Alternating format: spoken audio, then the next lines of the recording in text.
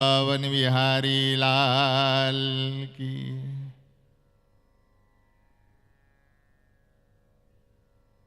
श्री माधव गौड़ेश्वर संप्रदायाचार्य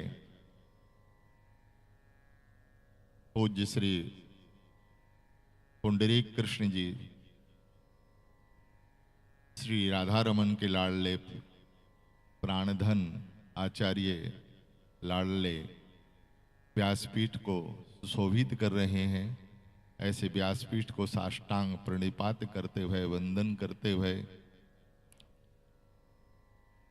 अखिल माधुर्य रसामृत सिंधु अकारण करुणावरणालय पतित पावन दीन बंधु दीन हरि प्राणधन जीवन धन युगल चरण कमल श्यामा कुंज बिहारी बिहारणी जी की महती कृपा, जिस कृपा और करुणा के फल स्वरूप आज हम लोग पनघट बिहारी बिहारणी श्री चैतन्य कुटी रजकण में श्री यमुना के पुलिन रजकण में विराजित होकर के श्रीमद् भागवत सप्ताह रसमयी ज्ञानमयी रसधारा में अवगाहन करने का हम सबको सौभाग्य प्राप्त हो रहा।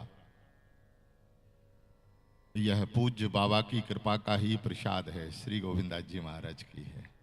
संत परम उदार होते हैं, कुंजों में विराजित होकर के अपने जनों के प्रति उनकी कैसी करुणा और कैसी ममता होती है, वहाँ बैठकर के भी सबके अंतःकरण का सिंचन करते रहते हैं।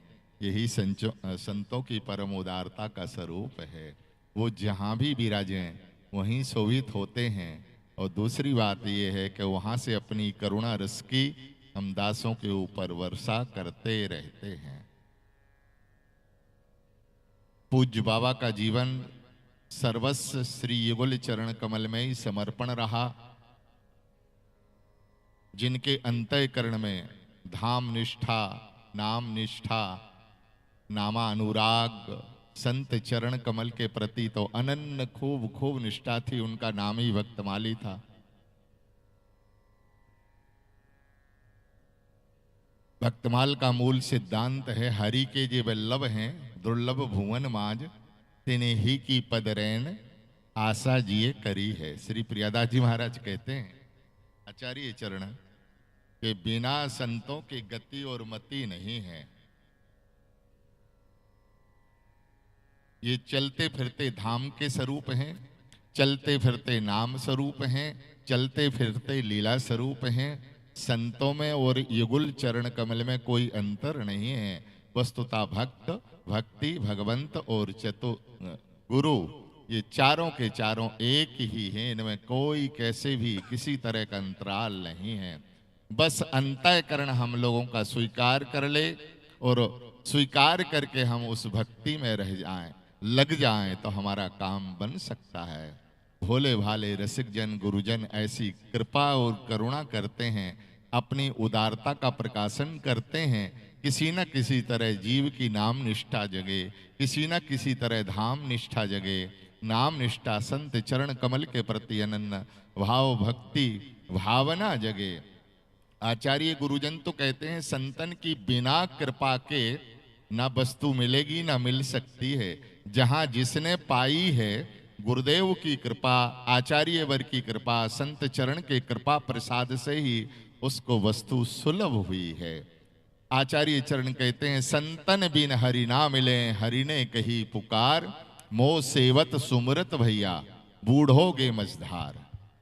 युगल चरण कमल की सेवा करते हुए यदि संतों में भाव निष्ठा हमारी जगी नहीं है, चलते फिरते तीर्थालय, चलते फिरते युगल चरण कमल, इस रूप में यदि भाव भावित होकर के हमने अंगीकार और स्वीकार नहीं किया है, तो बोले ठाकुर सेवन करते हुए ये हमारा दास निवेदन नहीं कर रहा, ये आचार्य गुरुजन की ही वाणी का प्रसाद है कि संतन बिन हरि ना मिले, हरि ने कही पुकार, मोह सेवत सुमरत भैया बूढ़ोगे मझधार। श्री ठाकुर जी कहते मेरा सेवन करने के बाद भी तुम्हें मझधार में अटकना पड़ेगा, जब तक संत चरणाश्रय को जीव प्राप्त नहीं कर लेता है। गति प्रदान करने वाले मार्ग दृष्टा होकर के गुरुजन ही, संत चरण ही कृपा करके उदार मना होकर के हम लोगों को मार्ग दर्शन कराते हैं और उनकी कृपा प्रसाद से जब जीव अंतःकरण से व्यक्ति की ओर नाम रूप लीला धाम का आश्रय लेकर के उनके चरणों में लग जाता है, तो भगवान की कृपा से और वो सहज अपने गंतव्य, अपने श्री ठाकुर जी के जुगल चरणाश्रय को सहज प्राप्त कर लेता है। पूज्य बाबा के तो सर्व गुण एक साथ विराजमान थे। हमारे आचार्य चरण कहते, संतों की जो अनंत महिमा है, गाऊं राम कृष्ण पहना पाऊं भक्ति दाम को, ऐसे संतों के जो दैवी गुण हैं, दास ने खूब निकट से देखा, पूज्य बाबा में सब विराजमान थे। आचार्य चरण कहते, इतने गुण, वो गुण कौन कौन से हैं, वो गुण हैं क्या संतों के, उनका दर्शन करा रहे। इतने गुण जामे सुसंतो, श्री भागवत मध्य यश वर्णत, श्री मुख कमला कंत, हरि को भजन। पहला गुण, संत होते हुए भक्ति रस में ओतपोत बना रहे, रंगा रहे, लगा रहे, हरि को भजन, साधु की सेवा। संत होते हुए संत चरणाशय को प्राप्त करके उनकी खूब सेवा करे, खूब खातिरदारी करे। हरि को भजन, साधु की सेवा, सर्वभूत पर दया, हिंसा लोभ दंभ छल त्यागे, विषम देखे माया, सहनशील आशय उदार, अति धीरज सहित विवेकी, सत्य वचन सबको सुखदायक, गह अनन्य व्रत एकी, इंद्री जीत अभिमान न जाके, करे जगत को पावन, भगवत रसिक तासु की संगति, तीनों ताप दैविक दैहिक और भौतिक। भैया ऐसे गुण जिनके अंतःकरण में विराजमान होंगे। पूज्य हमारे श्री गोविंदास जी महाराज इस रस के धनी थे और उनके ऊपर श्री जी की खूब खूब कृपा प्रसाद रस का वर्षण था। हम लोग आए व्यासपीठ को पुनः वंदन करते हुए और पूज्य आचार्य श्री के मुख से प्रसाद के रूप में रस वर्षण में हम लोग अब गाहन में प्रवेश करेंगे। जय जय श्री हरिदास, श्री हरिदास, श्री हरिदास।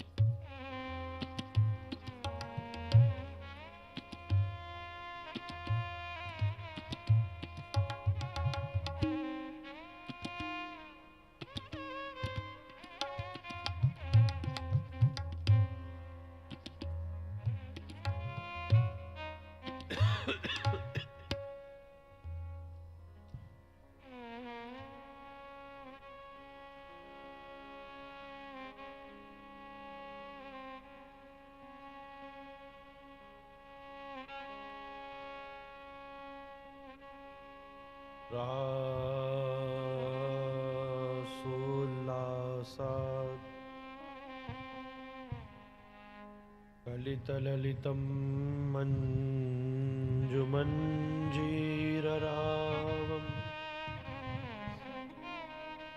परहापीडं परिवृततरं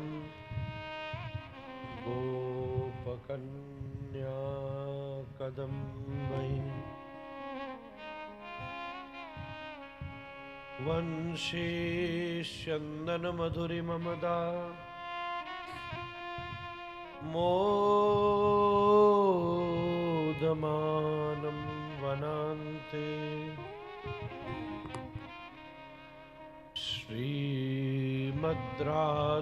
श्रीमद्राधारमणमनसं गोपवेशं नमामि। श्रीराधाया प्रणयमहिमा की कीदृशो वानयैव स्वाद्यो येनाद्भुतमधुरिमा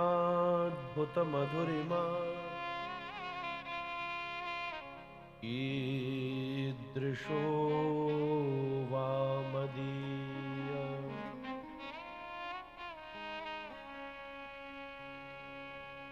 सौख्यं चास्य मदनुभवता कीदृशं वेत्ति लोभात्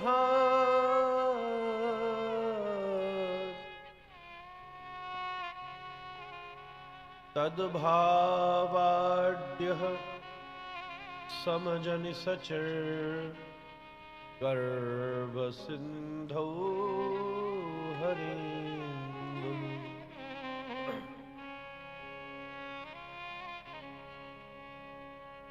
हरे कृष्ण कृष्ण कृष्ण हरे हरे हरे राम राम राम हरे हरे हरे कृष्ण कृष्ण कृष्ण हरे हरे हरे राम राम राम हरे हरे हरे कृष्ण कृष्ण कृष्ण हरे हरे हरे राम राम राम हरे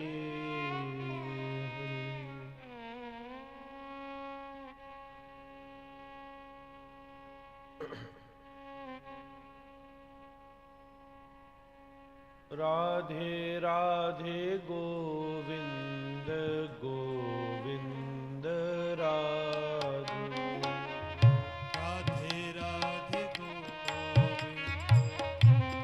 गोविंद राधे राधे गोविंद गोविंद राधे राधे राधे गोविंद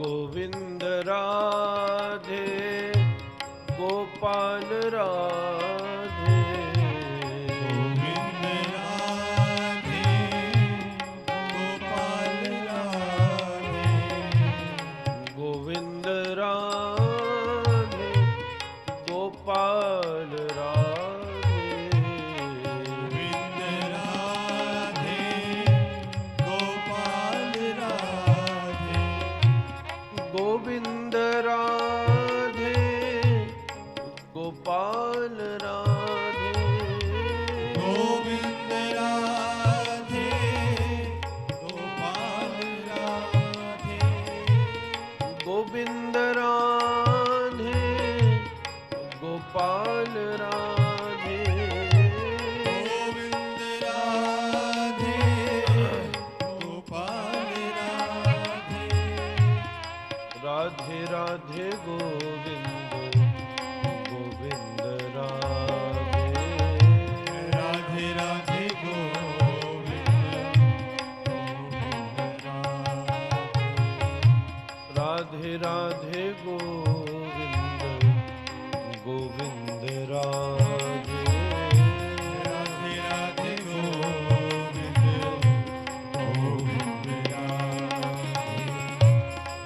गोविंद राधे गोपाल राधे गोविंद राधे गोपाल राधे गोविंद राधे गोपाल राधे गोविंद राधे गोपाल राधे गोविंद राधे गोपाल राधे गोविंद राधे गोपाल राधे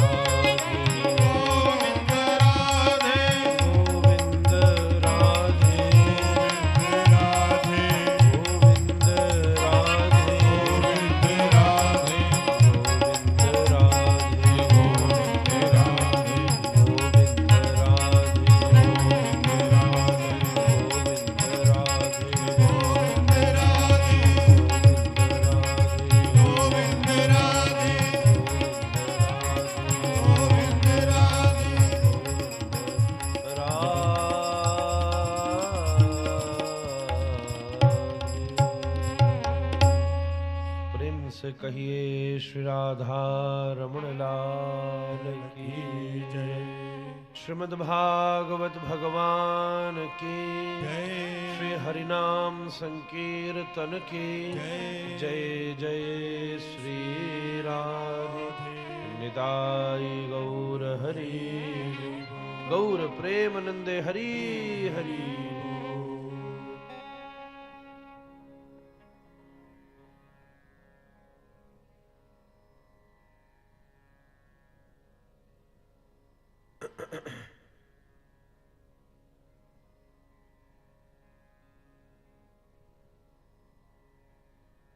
संपूर्ण व्रज भाव से संयुक्त युक्त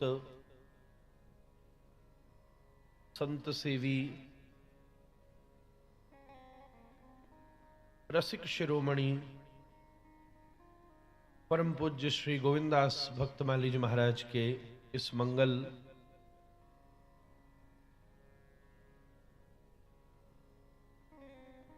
प्रथम निकुंज लीला प्रविष्ट महोत्सव के परमोपलक्ष्य में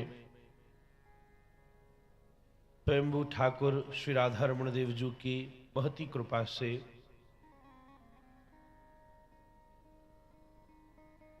साक्षात श्री यमुना जी के अति मंगल में दिव्य भाव सानिध्य में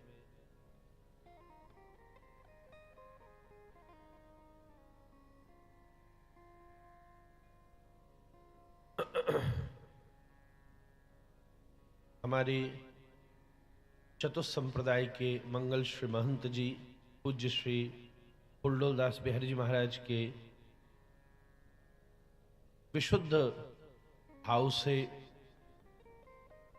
परम पूज्य श्री राम सेवक दास जी महाराज के शुभ संकल्प से और सबसे आज अत्यंत शोभनीय बात कि इस उत्सव के सप्तम दिवस विश्राम की परिपूर्णता को प्रमाणित करते हुए वृंदावन रसिकों में वरिष्ठ सबसे ज्येष्ठ उपासक ज्येष्ठ सखी के रूप में विराजमान हमारे श्री गोरीलाल कुंज वाले महाराज श्री का मंगल दिव्य आगमन सभी संत महंत समकक्ष जो विराजमान हैं, श्री दामोदर बाबा, राधा गोविंद कुटी, सभी माताएं, साध्वियां, वैष्णव, भजनानंदी सभी विशुद्ध भाव से युक्त वैष्णवों की सन्निधि में ये मंगलमय आयोजन चल रहा है।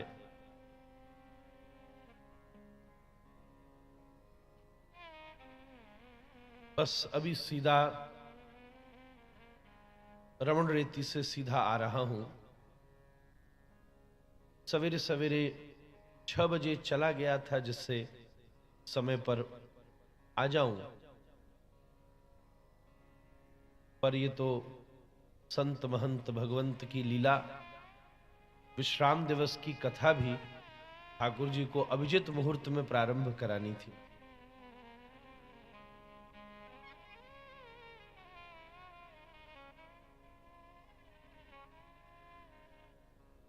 यहां सारे आयोजन का स्वरूप ठाकुर जी की ही योजना से चला है। जैसी योजना सबने बनाई थी हर परिप्रेक्ष्य की, वैसी तो सच में हो वही पाया जो श्री गोविंदास भक्तमाली जी महाराज के लिए स्वयं श्री भगवान गोविंद ने विचार कर रखा। सही बात तो यही है, ठाकुर जी का उत्सव अगर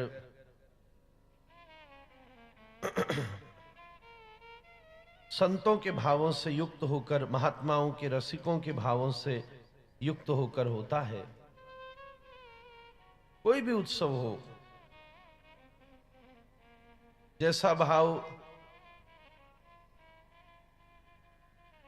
संत कर ले वैसा ही भाव ठाकुर जी स्वीकार कर लेते। सारे जगत में जन्माष्टमी का उत्सव रात्रि में होता है, राधारमण जी की परंपरा में दिन में होता है, तो ठाकुर जी उसकी भी मौज करते हैं। बल्कि हमारे यहाँ तो सरकार गोसाई लोग सब ठाकुरों से प्रार्थना भी कर देते कि सब जगह तो आपके ऊपर रात में 12 बजे पानी दूध डल रहा होगा, ठाकुर जी पौड़वे को मन हो तो इधर आ जाइए। हमारो राधारमन लाल तो वादना रात्रि में भी पौड़े महाराज अपनो शयन आरती भाई और सोए गए।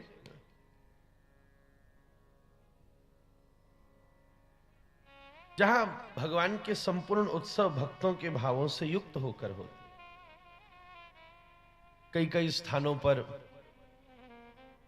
ग्रहण आदि कालों में देवालय बंद हो जाते हैं, तो सरकार की परंपरा में तो समाज ही लगती है हमारे। अपूरव पड़ो ग्रहण को जोग, जपट पड़ो चंदा पे राहु खूब करत है भोग। तो अगर श्री ठाकुर जी को मानो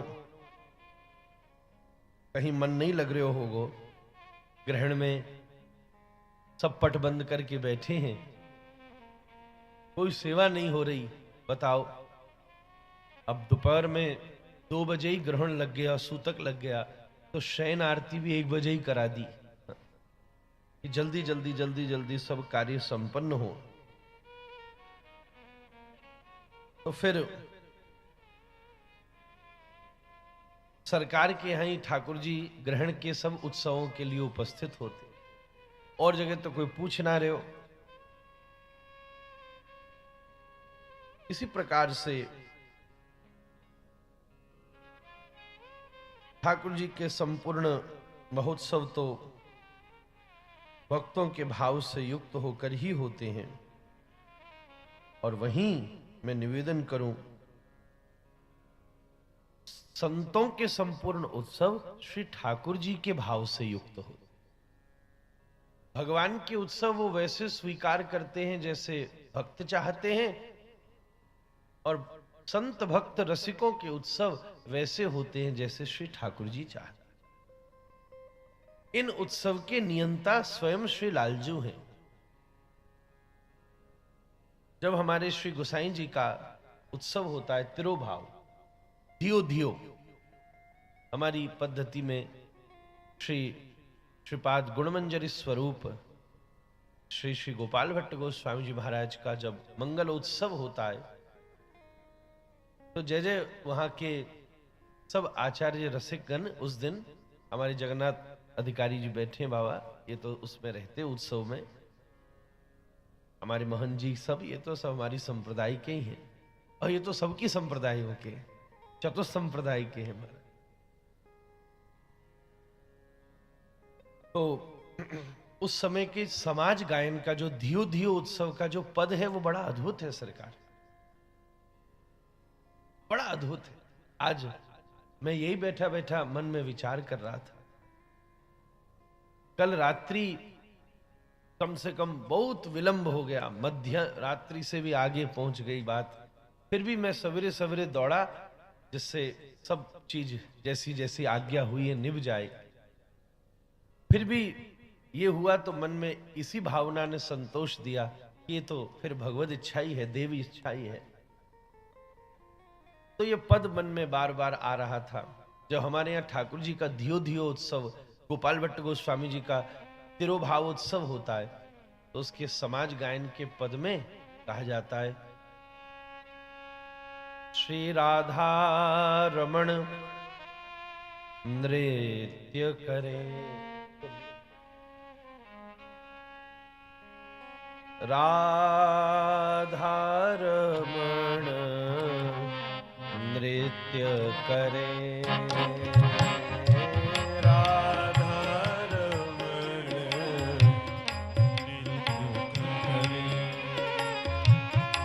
राधारमण नृत्य करे,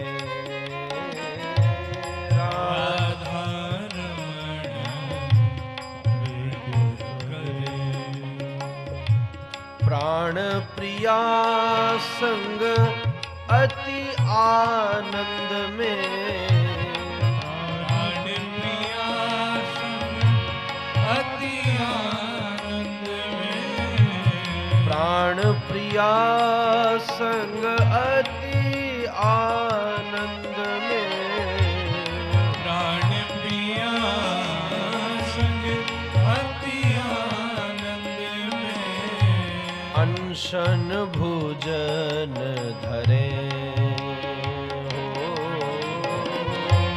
अनशन भोजन धरे,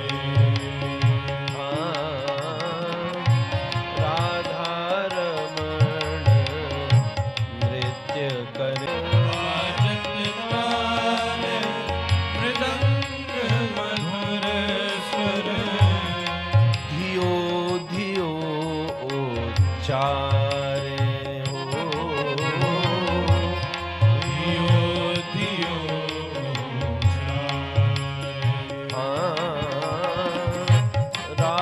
राधारमण नृत्य करे,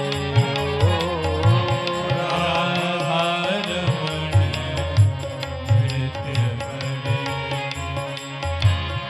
गुणमंजरी सामन बदी पंचमी, गुणमंजरी सावन मन पंचमी, गुणमंजरी तो सावन है, सावन की, तो उसको कह रहे हैं अपने यहाँ ब्रज के स्वरूप में,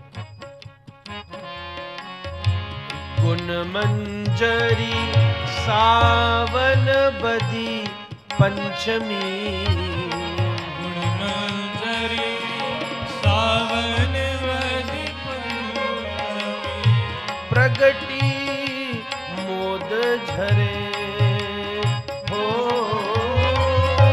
प्रगटी मोद झरे, राधारमण नृत्य करे हो, राधारमण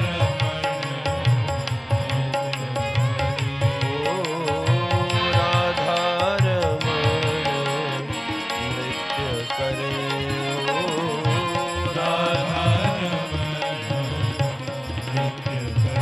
नृत्य करे, नृत्य करे।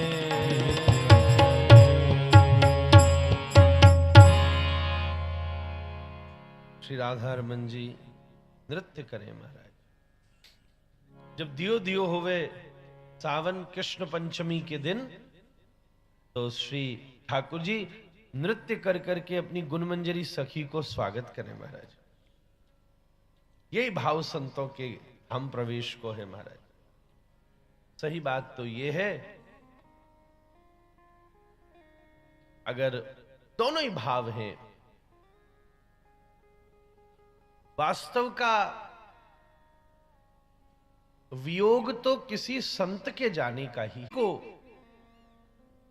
अगर इतने वजन उठाने का कोई सहारा है, इतनी सब पीड़ा सहने के पीछे कोई हौसला है, तो वो इसके ऊपर नंगे चरण चलते, वैष्णव वेश को धरते, श्री स्वामी जी को, श्री गुरु जी को, श्री गोविंद को, श्री प्रिया जी को पुकारते। ये संत जनों का ही सहारा है, उन्हीं के भरोसे वो सबको निभा देती है।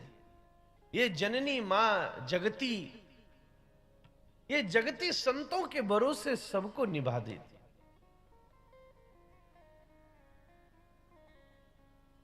विदुर जी के प्रसंग में आया, तीर्थी कुर्वंती तीर्थानी।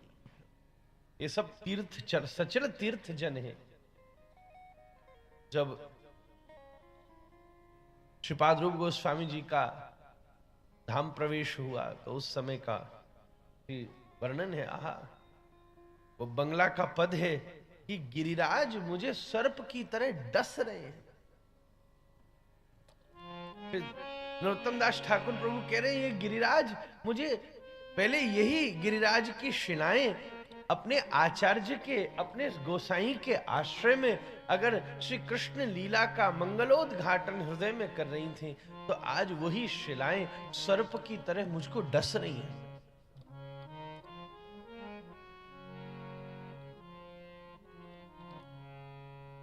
वो भी एक पीड़ा है।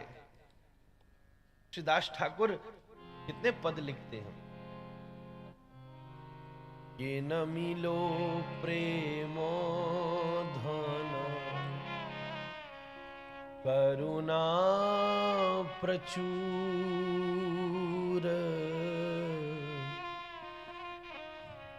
हे न प्रभु कोथा गेला आचार्य ठाकुर, जियो नील प्रेमाधन करुणा प्रचुर,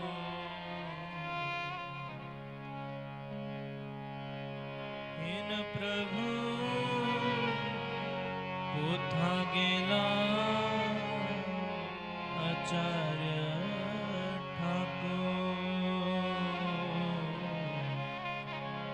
ये न मिलो प्रेम धन करुणा प्रचुर, इन प्रभु के था गेला आचार्य ठाकुर, जियो नील प्रेमाधन करुणा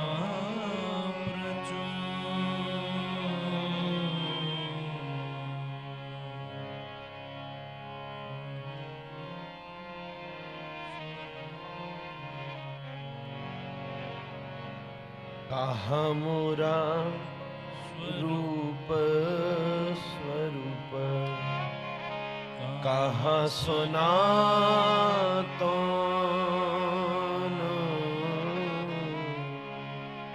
कहाँ मोरा रूप स्वरूप, कहाँ सुना तो कहाँ दास रघुनाथ पतित पावन, जे अनिल प्रेम करुणा प्रचुर, हेन प्रभु कोथा गेला आचार्य ठाकुर, जे अनिल प्रेमाधन कहा कबीराज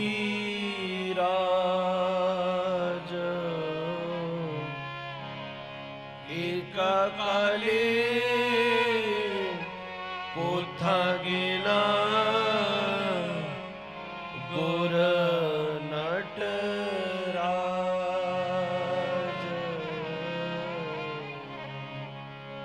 जे अनिल प्रेमाधन करुणा प्रचुर, हेनो प्रभु कोथा गेला आचार्य ठाकुर, जे अनिल प्रेमाधन करुणा प्रचुर, पाषाणी कुटीवो माथा अनले पशीवो गौरंगे गुणेर निधि कोथा गेले पावो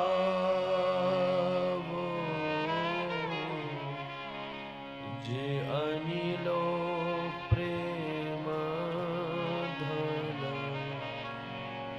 करुणा प्रचुर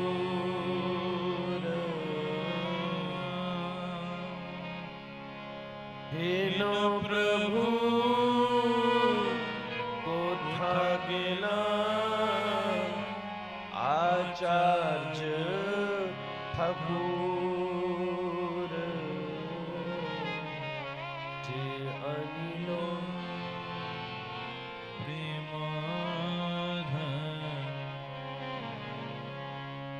से सब संगीर संगी जे कोइलो विलास से संग न पाइया कने नरोत्तम दास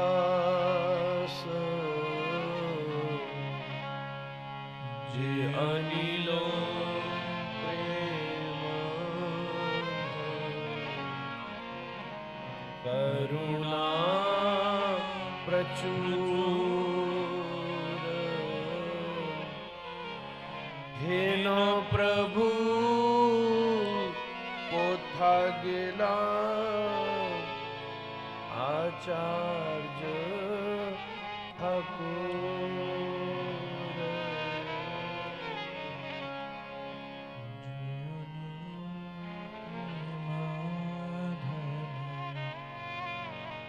करुणा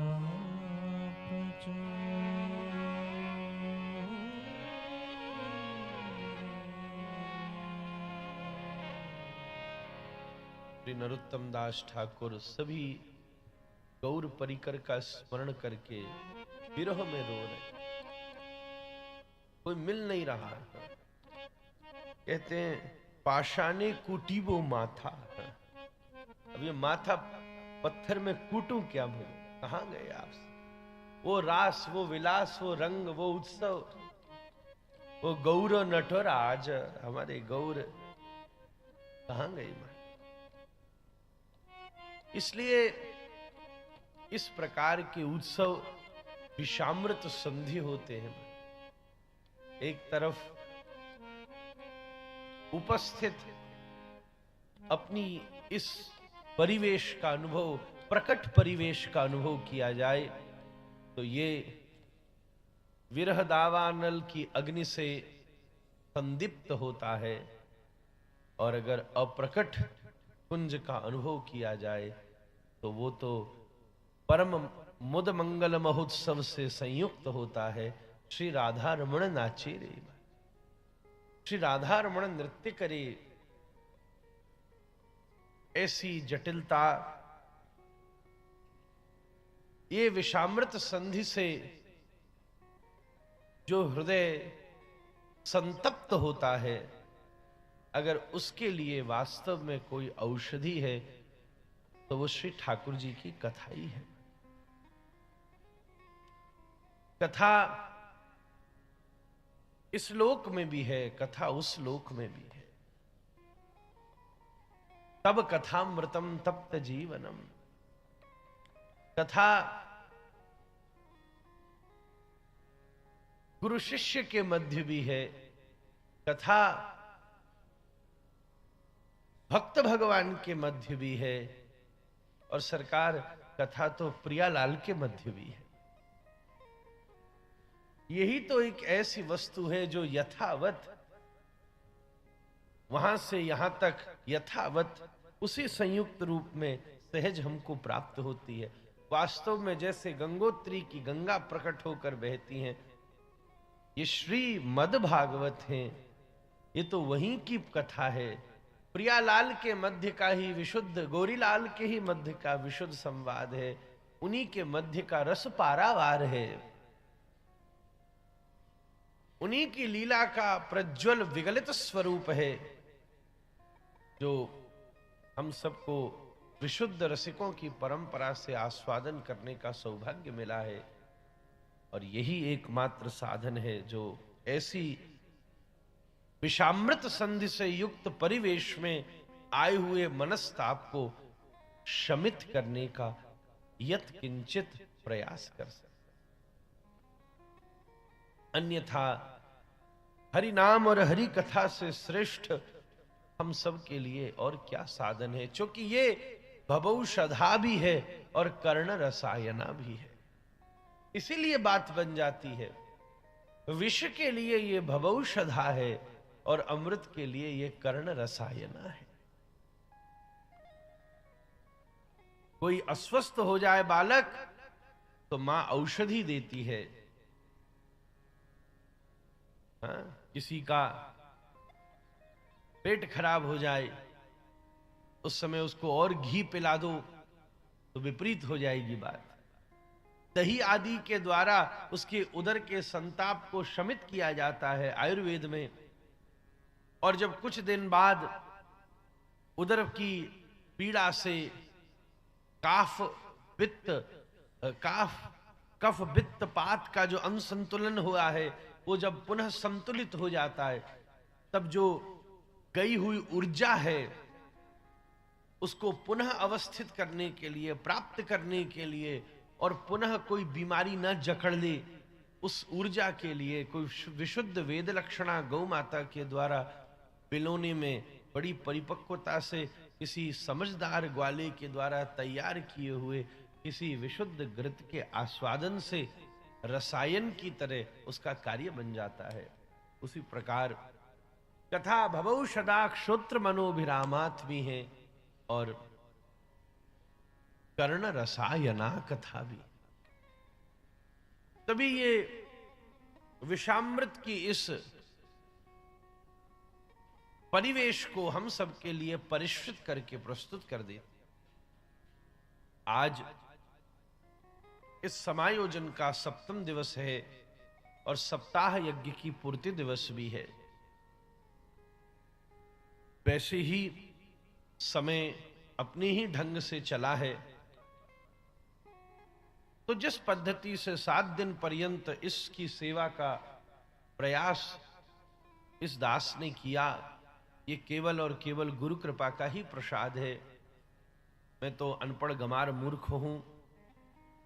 महन जी का दादा गुरु जी के प्रति विशेष स्नेह, निष्ठा और एक बहुत आपकी उनके प्रति आत्मीयता, बस उसी का ये प्रसाद मुझे प्राप्त हुआ है कि ऐसे संत की स्मृति में, ऐसे विशुद्ध स्थान पर कथा सेवा सौभाग्य प्राप्त हुआ है। और आप सबको भी उसका लाभ मिला है, क्योंकि कथा तो कहीं से भी प्राप्त हो जाए, वो अपना असर, अपना कमाल दिखाई देती है, मन को परिष्कृत करी देती है। हम जिस पद्धति से चले, तरस परस मज्जन अरुपाना, यही कथा की संभावना है। सरकार में कल परसों भी कह रहा था, 7 दिन में 2.5-3 घंटा में, 2-2.5 घंटा में व्याख्या तो हो ही नहीं सकती, मूल पाठ ही नहीं हो सकता, व्याख्या की क्या बात। इसलिए 7 दिन में क्या होता है, कथा परिक्रमा होती है। हम ब्रजवाली परिक्रमा जानते हैं, और कछ जाने न जाने। कोई 84 कोस की परिक्रमा लगावे, कोई गिरिराज जी वृंदावन की, तो अलग अलग पद्धति है।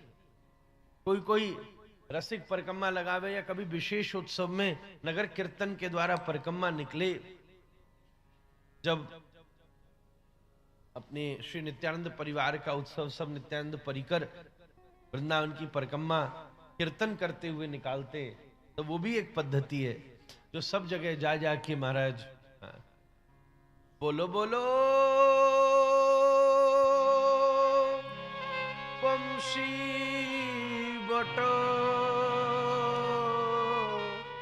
কথাই আমার বংশীধারী আমাদের প্রাণ গোরারায় আমাদের আমাদের আমাদের প্রাণ গোরা কৃষ্ণ বিহারিণী উন্মাদিনী প্রাণ গোরা আমাদের প্রাণ গোরা আমাদের প্রাণ গোরা बोलो बोलो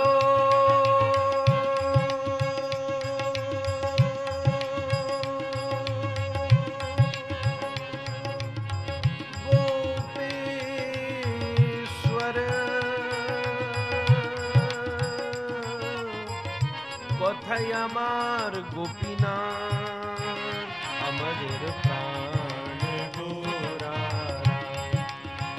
আমাদের প্রাণ গোরা কৃষ্ণ বিহারিণী উন্মাদিনী প্রাণ গোরা আমাদের প্রাণ গোরা ও আমাদের প্রাণ गोरा। एक ये भी परिक्रमा की पद्धति,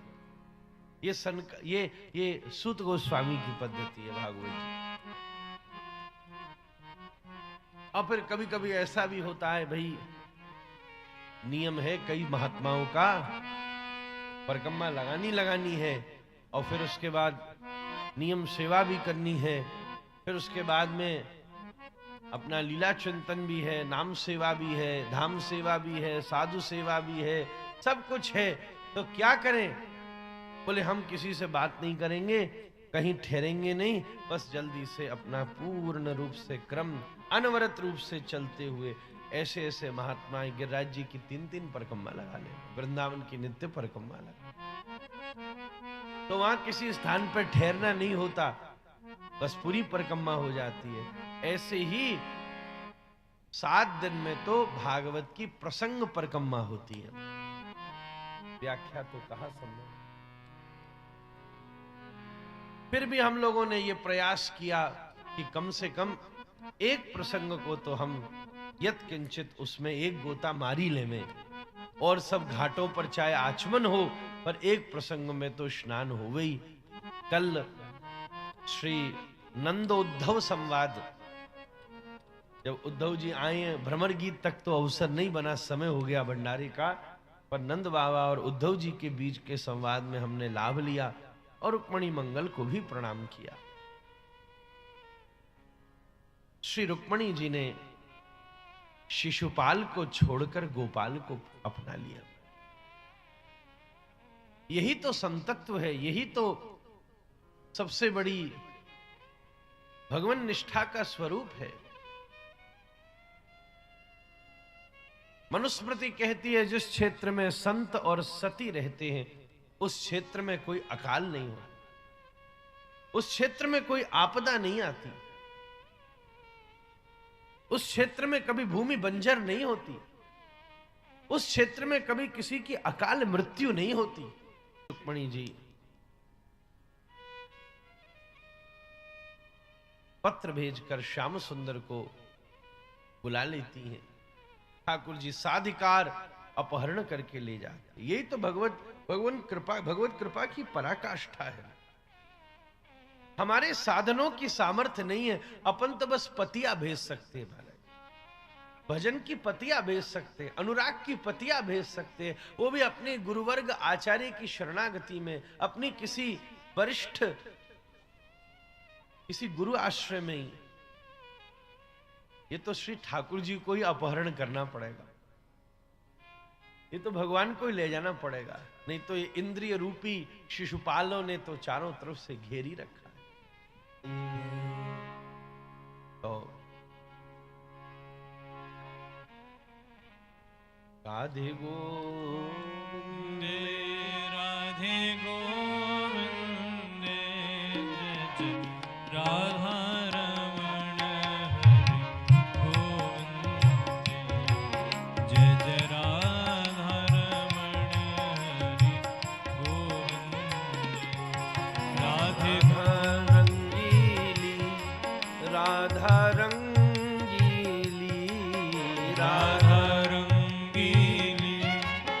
राधा रंगीली जय जय राधा रमण हरि रंगीले जय जय राधा रमण हरि रंगीली राधा रंगीली राधा रंगीली राधा रंगीली राधा रंगीली जय जय राधा रमण हरि रंगीले जय जय राधा रमण हरि रंगीली ओ जय जय राधा रमण हरि रंगीले जय जय राधा रमण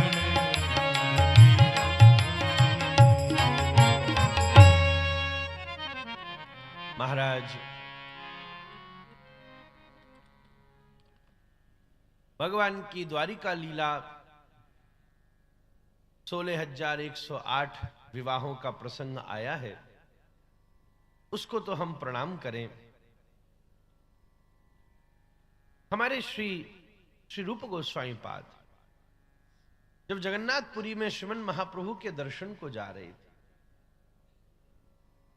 तब श्रीपाद रूप गोस्वामी पाद को सत्यभामा जी ने स्वप्न देकर निर्देशित किया कि द्वारिका लीला के रहस्य का उद्घाटन करिए। श्रीपाद रूप गोस्वामी पाद के द्वारा 2 ग्रंथों की स्थापना हुई। सरकार श्री ललित माधव और विदग्ध माधव, एक में द्वारिका के भाव भावित श्री श्याम सुंदर, उसी के एक आध कोई भाव प्रसंग को प्रणाम करके ये द्वारिका लीला भागवत प्रसंग का संकेत पूरा। हम वृंदावन वाले वृंदावन से बाहर थोड़ी ना जाएंगे महाराज, चाहे ठाकुर हमारे द्वारिका डोली आवे महाराज। हमारे पूज्य पिताजी बड़ी सुंदर उसकी एक प्रसंग जब रच पच के सुनाए हो करते। एक बार नारद जी पधारे, नारदीय सखी ही कुंज लीला का प्रारंभ करती है। श्री गौर गोविंद लीलामृतम में श्री गोपीश्वर और नारदीय सखी के बीच ही संवाद से सारी लीलाओं का प्रसंग प्रारंभ होता है। तो द्वारिका में भी श्री देवर्षि नारद भाव से पधारे।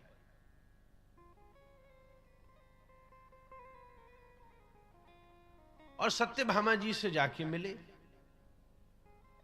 सत्यभामा जी द्वारिका में संपूर्ण वृंदावन के रस पक्ष को बड़ी गंभीरता से संभाली हुई है। रुक्मणी जी तो वृंदावन के, रुक्मणी जी तो अति दैन्य निर्मम है। सत्यभामा जी वृंदावन की जो तरकीब है, जो यहां की पद्धति है, उससे उसकी निपुणा है। तो नारद जी ने समझा दिया कि सत्यभामा जी,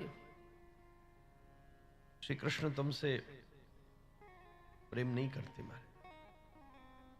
इतनी जाकी बहु नायिका वल्लभ हो, जयदेव गोस्वामी शब्द का प्रयोग कर रहे हैं कि बहु नायिका वल्लभ हो, ये कहां तुम्हारे चक्कर में फंसे हो। सत्यभामा जी बोली, सही तो तुम कह रहे हो नारद जी, बात तो तुम्हारी सही है। हमारे हृदय में भी धुक धुक तो होती रहे महाराज। तो क्या उपाय है आप ही बताओ। बोले मुझ पर एक उपाय है, एक अनुष्ठान करो। सत्यभामा जी बोली, आप बताओ, आप इतने बड़े विद्वान हो, ऋषि हो, देवर्षि हो, आपके जैसा अनुष्ठान कौन जानता होगा। बोले बड़ा छोटा सा अनुष्ठान है। क्या अनुष्ठान है।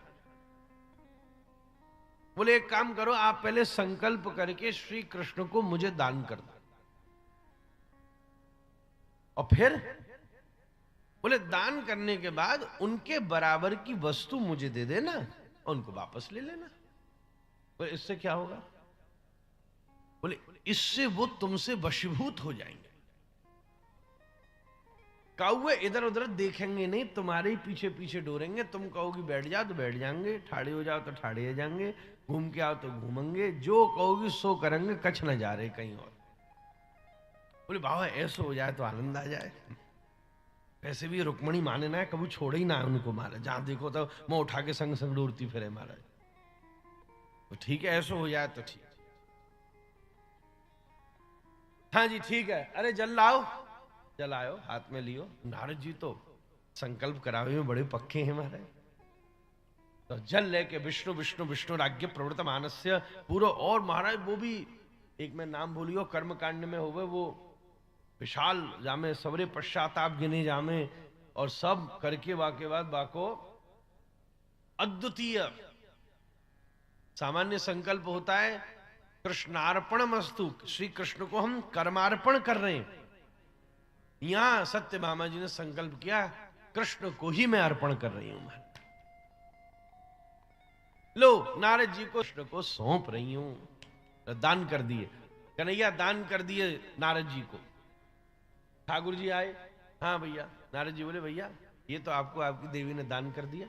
ठाकुर जी आओ चलो, हम भी बहुत दिन आते अकेले अकेले डोल रहे थे, अब कोई तो होगा, हमारी बीणा संग पकड़ विवारो महाराज, चलो हम तुम संग घूमेंगे। अब ठाकुर जी भी बड़े भाव से बोले चलो नारद जी अब तो सही है, अब घरवाली ने जब दानी कर दियो तो बाबा जी बनेंगे, हम भी क्या करेंगे महाराज, तुम भी बाबा जी हम भी बाबा जी, चलो।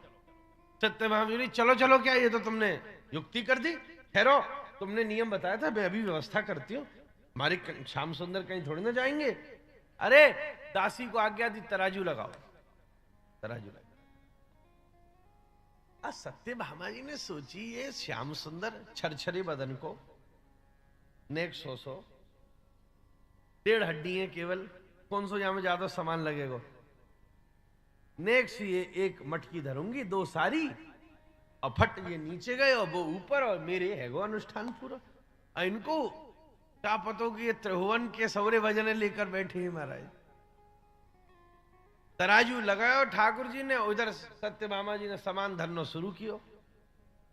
धीरे धीरे धीरे धीरे सवरो महल खाली कर दियो महाराज। यहाँ तो तराजू टस से मस न हो, नेक्सो भी ना हिले महाराज। सत्यभामा जी घबराई, और नारद जी बोले देखो मेरो नियम है, मैं एक स्थान पर ज्यादा ना देर ठहरूं, और गृहस्थीन की जगह तो वैसे ही गोदोहन काल से ज्यादा नहीं ठहरूं, इसलिए मुंह हो रही देरी। सत्यभामा कुछ और हो तो बता, नहीं तो मैं लिए जा रहा हूं इनको। श्री कृष्ण भी बोले चलो चलो नारद जी अब क्या करना है, मैं तो हम तो दान की वस्तु है, चलो चलो। नहीं नहीं ठहरो, दान क्यों, लाओ लाओ लाओ। और सब महर्षि को बुलाया, कालिंदी जी को बुलाया, सबको बुलाया, सबके समान आभूषण धरवाने शुरू किए। ये तो टस से मस नहीं हुआ, केवल रुक्मणी जी रह गई थी। अरे वाह, रुक्मणी को भी बुलाओ, क्या उसको श्री कृष्ण से प्रेम नहीं है, क्या वो नहीं चाहती, उसे भी बुलाओ। सत्यभामा जी ने निर्देश दिया। इन रानियों में सत्यभामा जी बड़ी, क्योंकि अगर सीधा सीधा ठाकुर जी का कौ से ब्याह हुआ है तो सत्यभामा जी से ही हुआ है, वैदिक विधि से। रुक्मणी जी से तो राक्षसेन विधिनोद वह वीर्य शुल्काम, राक्षस विधि से ब्याह हुआ। एक शादी ढंग की ना करी, कहीं उठाई के लिए आए, कहीं लड़ाई दंगो कियो, कुछ कियो, कुछ कियो। सत्यभामा जी के साथ सब परिवार बैठो, पूरी गणना की गई, मुहूर्त निकाले गए, हड़िया से सत्राजित महाराज विराजमान भये, वो भी बड़े दामाद को उनने पाम धो धो के बढ़िया तरह पूरा विधि विधान को पालन भयो। तो सत्यभामा जी वैसे ही कहती शादी तो मोते ही करी और तुम भागते फिरो इधर से उधर। रुक्मणी जी आई, अरे रुक्मणी देख तू अपनी सब सामग्री लेकर के आ, देख नारद जी ले जाएंगे श्री कृष्ण को। क्या? अरे सब सामान हटाओ, तराजू सब सामान हटाओ। सब सामान हटाया, रुक्मणी जी दौड़ी और ठीक अपने महल के बाहर आंगन में सुंदर तुलसी जी का थामड़ा था। घर घर तुलसी ठाकुर पूजा, दर्शन गोविंद जी को। तो वैष्णव के घर का प्रथम प्रमाण ही यही है, उसके घर श्री वृंदा जी सेवित हो महाराज।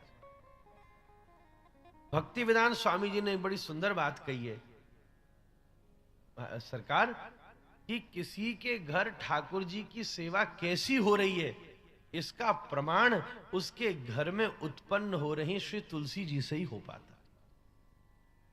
तुलसी जी जितनी प्रफुल्लित होंगी, उसके घर के ठाकुर जी उसकी सेवा से उतने प्रसन्न हैं। बात बड़ी हृदय को भाई महाराज, क्योंकि हमारी श्री तुलसी जी के बिना तो ठाकुर जी कऊ साधु है, कऊ वैष्णवी भी स्वीकार नहीं करे, वस्तु कहां से। हमारे राधा रमन जी में तो आप ध्यान से देखो तो आरती पर भी पहले तुलसी जी धरी जामे, शंख घंटा पर भी पहले तुलसी जी धरी जामे, वह के बाद आरती को कृत्य प्रारंभ हुए। वह के बिना तो ठाकुर जी वायु भी स्वीकार ना करे, वचन दिनों है।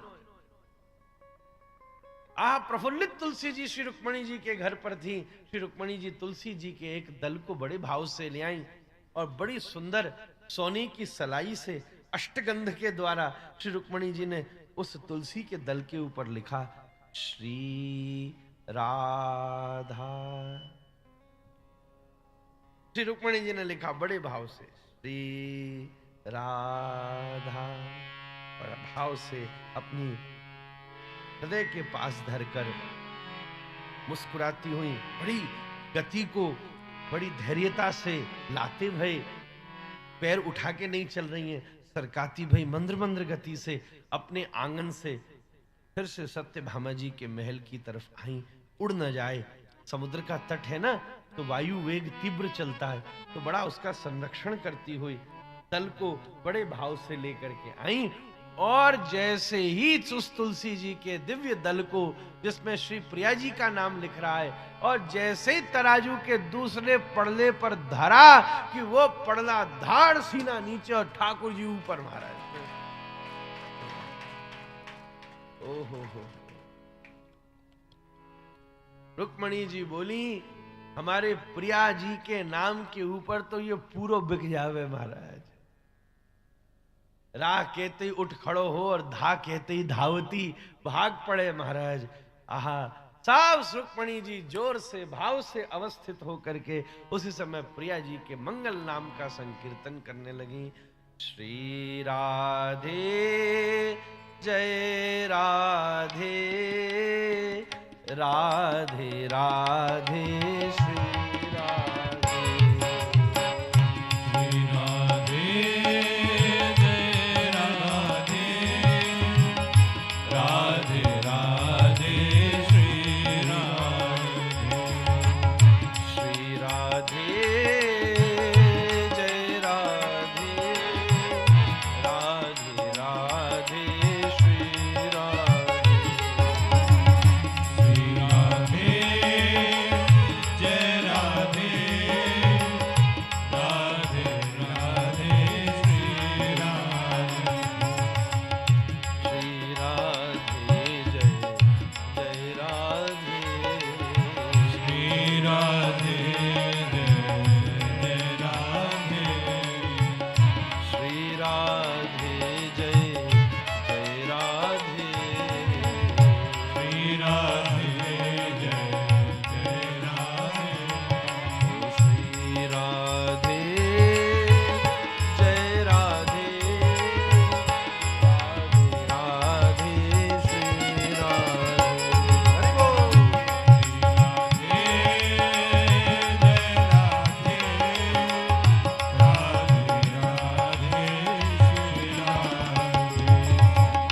राधे राधे, राधे राधे श्री राधे,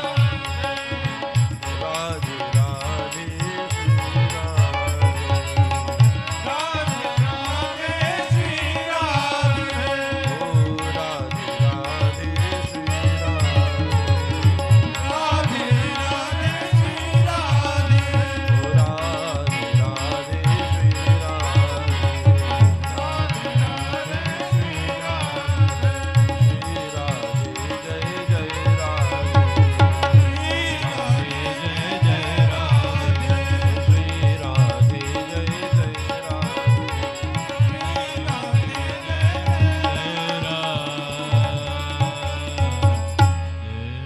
जय जय श्री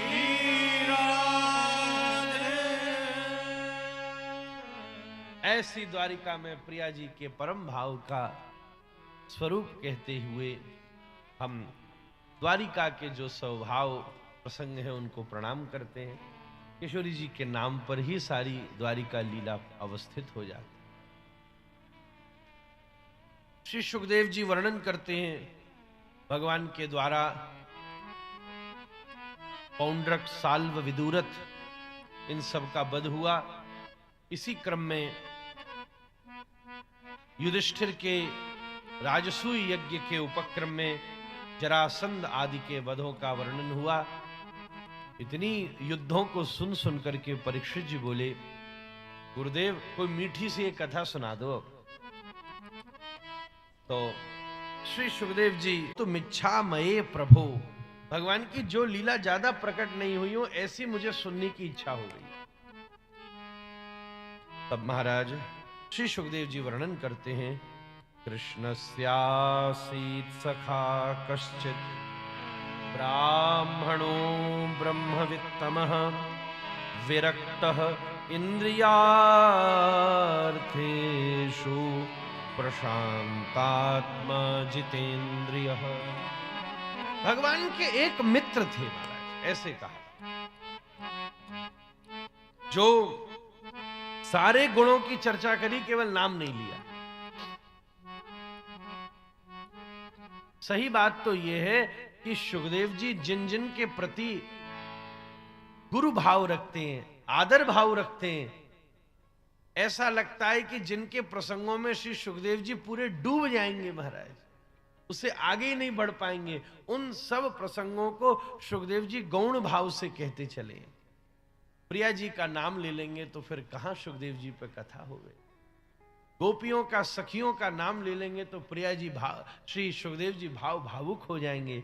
तद्वत ही अगर द्वारिका लीला में श्री कृष्ण की परम माधुर्यता का कोई प्रकाश करते हैं तो भगवान के परम मित्र श्री सुदामा जी करते हैं। सुखदेव जी इसलिए नाम ही नहीं लेते, सारे गुण बता देते हैं, क्योंकि मेरे बड़े महाराज जी कहते, सरकार नाम नहीं लेते क्योंकि सुदामा का नाम सब जानते हैं, गुण कोई नहीं जानता। सुखदेव जी इसलिए नाम नहीं लेते, गुण बताते हैं। नाम तो सब जानते हैं सुदामा जी का, और जो नाम भागवत जी में है भी नहीं महाराज, ये तो वंशीधर जी ने नाम रखा है, वो भी श्रीदामा रखा है।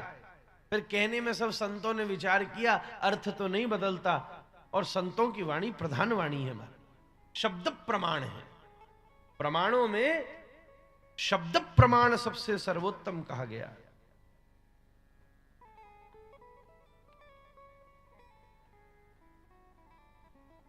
तो सुदामा नाम के भगवान के मित्र हैं।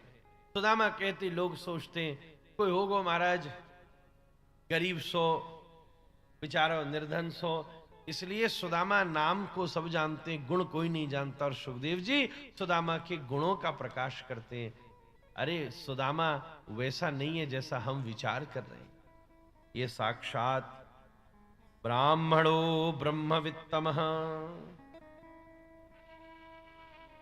वेदों के जानकार ऐसे ब्राह्मण हैं और ब्रह्म साक्षात्कार से युक्त है महाराज। एक और बात कही, दरिद्र गरीब नहीं है, यह शब्द का प्रयोग किया है विरक्त, विरक्त है, सब छोड़ चुके। इंद्रियार्थेषु प्रशांतात्मा जितेंद्रियः, अत्यंत जिनका मन शांत है महाराज, जो ज्यादा आवेग में नहीं आते, अपनी इंद्रियों को जीत चुके, ऐसे सिद्ध तत्ववेत्ता, विरक्त, भजनानंदी, विशुद्ध कृष्ण कथा के परम प्रेमी श्री सुदामा दास जी महाराज, ऐसे भाव से युक्त। सही बात तो यह है, वैसे नहीं है जैसे हम विचार करते। लोगों ने सुदामा के कैसा कैसा समझ लिया, भजन बना लिए विचित्र विचित्र। दर पे सुदामा गरीब आ गया है, फटी सी लंगोटी और कौन सो है जामा, जने पतों ने कहा बनाए दियो महाराज, और बड़े ध्यान से सब लोग गाए जा रहे हैं, ऊट पटांग, वहां में कोई अर्थ नहीं है महाराज। सुदामा जी, महन जी, सब कहते हैं सुदामा ने श्री कृष्ण के चने खा लिए थे इसलिए गरीब हो गए। ये कथा ही कहीं ना मिली, जने कहां लिखी है भैया, प्रसिद्ध जरूर हो गई है, क्यों खावेंगे चने महाराज। और कहीं लिखी हो, हम तो अनपढ़ गंवार हैं, विद्वानों से निवेदन करें कि जरूर हम उस कथा का आनंद और लेना चाहेंगे। अगर किसी पुराण में आपको प्राप्ति हो तो उस बालक का अवश्य सहयोग करें। कई कथाएं उपन्यासों से उद्धृत हो जाती, जिनका शास्त्रों से कोई संबंध नहीं होता। बहुत सी कथाएं ऐसे ही प्रचलित हो जाती हैं, बहुत से प्रसंग ऐसे ही प्रचलित हो जाते हैं जिनका मूल शास्त्रों से कोई संबंध नहीं है, दूर दूर ना। उनको हमें वैसे ही समझना चाहिए। शास्त्र ही प्रमाण है सबसे बड़ी। सुदामा दास जी ऐसे मंगल में भगवान के परम विरक्त भक्त हैं महाराज, परम वैष्णव हैं, जिन्होंने सभी साधनों का त्याग किया है श्री कृष्ण की प्रसन्नार्थ। ऐसे श्री सुदामा जी एक बार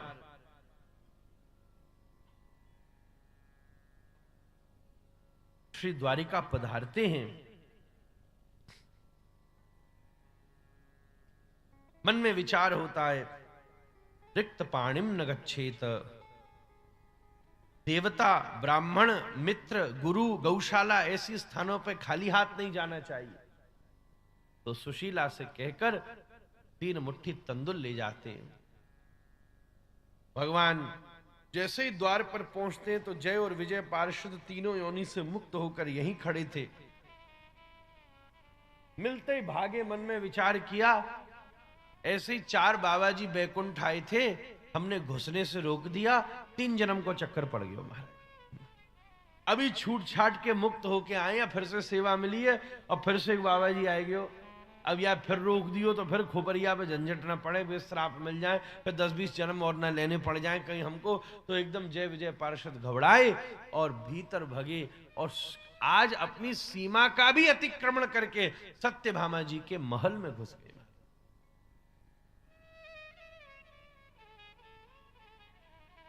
श्री कृष्ण अष्ट महर्षियों से सेवित थे और जैसे सुदामा का नाम सुना, एकदम महाराज भगवान ने द्वार पर दौड़कर सुदामा को हृदय से लगा लिया, आकर सिंहासन के ऊपर विराजमान किया, बड़ा उसका सेवा सत्कार किया। श्री कृष्ण ने पूछा, और बताओ सब कैसा चल रहा है? भारियोढ़ा सदृशी नवा, तुमने कोई शादी आदि करी? श्री कृष्ण ने सुदामा जी से पूछा। हाँ हाँ हाँ, तुम्हारी भाभी के ही कहने पर मैं इस बार यहां आया हूं।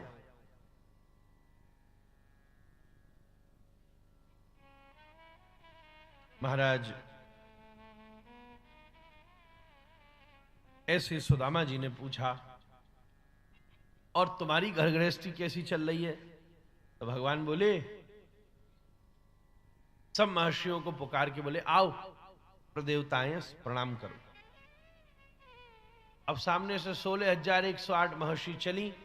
सुदामा जी को लगा एक भाभी होंगी, और भाई रानी महारानी है तो दास दासियां बहुत सी रखते। और जब घूर के देखा तो सबरी एक से एक सजी बैठी थी, तो समझ में नहीं आ रहा था कि इनमें से भाभी है कौन सी। तो ऐसे पास बैठे श्री कृष्ण के कान में पूछी, कन्हैया ये तो बता श्याम सुंदर की इसमें से भाभी कौन सी है? ठाकुर जी बोले, सबरी भाभी है ही महाराज। सब आए आए के दंडौत करती सुदामा जी, हाथ उठा उठा के आशीर्वाद देते, अखंड सौभाग्यवती। थोड़ी देर में दोनों हाथ दुख गए। बोले कितनी भई? बोले अभी तो 350 ही भई है महाराज। फिर एक हाथ से, अब कितनी भई? बोले 800 भई है। अब कितनी भई? अब गलो ही सूख गो थोड़ी देर में। बोले सबरे आ जाओ, एक संगी आशीर्वाद। इतने तो आशीर्वाद मैंने नहीं लिए जीवन में, इतने देने पड़ रहे महाराज। आशीर्वाद देने का अधिकारी कौन है? महन जी, बड़े महाराज जी कहते, आशीर्वाद तो वही दे सकता है जिसने आशीर्वाद पाए भी हो महाराज।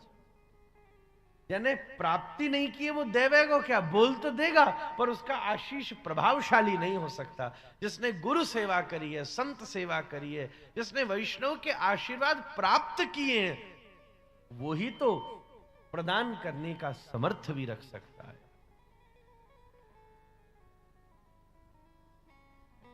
तब महाराज बस कोई बात नहीं,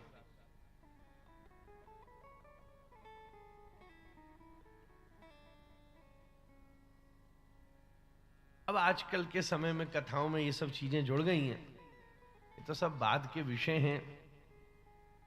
सुदामा के पास 3 मुट्ठी तंदुल थे, तुम पे 3 सुदामा थोड़ी ना, तुम तो कम से कम 3-4 बोरी लेके आ जाओ तो काम भी बने। महन जी का महाराज बेचारा वो तो अपनी सामर्थ्य से ज्यादा लाया था, इस सीमा से बढ़ करके। और उस समय श्री कृष्ण की सेवा करी। अगर सुदामा का अनुकरण करना ही है तो केवल क्वांटिटी से नहीं होगा, क्वालिटी से होगा। फिर तो 3 दाने भी बहुत है महाराज। अगर भावना श्रेष्ठ है तो 3 दाने भी बहुत है। और सेवा करनी है तो फिर सुयोग्यता से की जाओ तो ये आनंद होगा। कई जगह कथा, मध्य प्रदेश में कथा हुई, वहां नियम होता है कि सब बीच में ही जो भी आएगा आएंगे, चाहे कथा चलती जा रही है गांव में घूमने की, आएंगे व्यास जी को प्रणाम करेंगे, भेंट चढ़ाएंगे, फिर नीचे जाके बैठे। और हमारी तो आफत आ गई महाराज, हमारी आदत। हमारे बड़े महाराज को जिसने सुना, महन जी को पता है, वो तो थरथरा देते। हम पे 10 बार को बड़े से बड़ा मठाधीश आ जाए, चाहे महाराज बोल रहे हो तो फिर कौन, हमने तो 10 बार हमने डांट खाई है महाराज। हट जाओ नीचे महाराज, फटकार लगाते माला के साथ। अभी एक बार बड़े भारी सेठ जी, बहुत नामी गिरामी, और सामने बैठे महाराज जी बोल रहे थारावंत महन जी, और वो खांसे जाए थोड़ी थोड़ी देर में। महाराज को आई 15 मिनट तक तो उनने सहन किया, फिर आई गुस्सा। बोले ससुरो तू इतना बीमार था तो आगे बैठ क्यों गया? पीछे जा, खोलो खोलो खोलो खोलो करी जा रही है। बड़ी जोर की डांट, और बेचारा गुम में बैठ गया। हमारे पत्नी ने मिश्री फेंकी तो मुंह में करे महाराज, अब खांसी भी आई जावे। और 2-3 बार जब रोकी तो खांसी का कभी कभी स्वभाव होता है, करे जाओ तो गला और खिंचता है तो और आती है, 1-2 बार रोक लो तो रुक जाती है। तो बेचारा आधे घंटे से परेशान हो रहा था। जब महाराज जी ने डांट लगाई तो रोकी, और रोकी तो फिर खांसी रुक गई। बाद में बोला गुरुजी जो बड़ी बड़ी दवाई नहीं कर पाई वो आपकी डांट कर गई महाराज।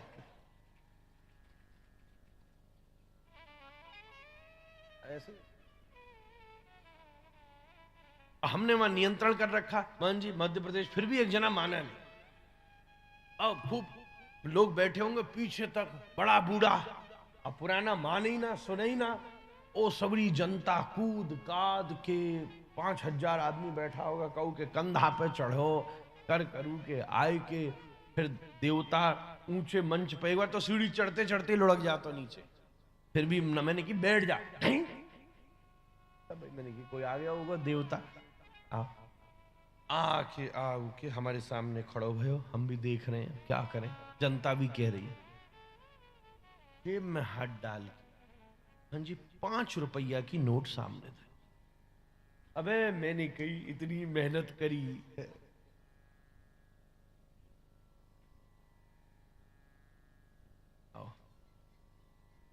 भ्रष्ट हो गया मामला।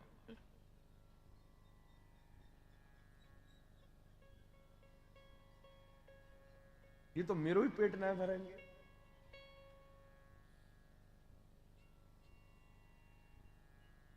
सही बात।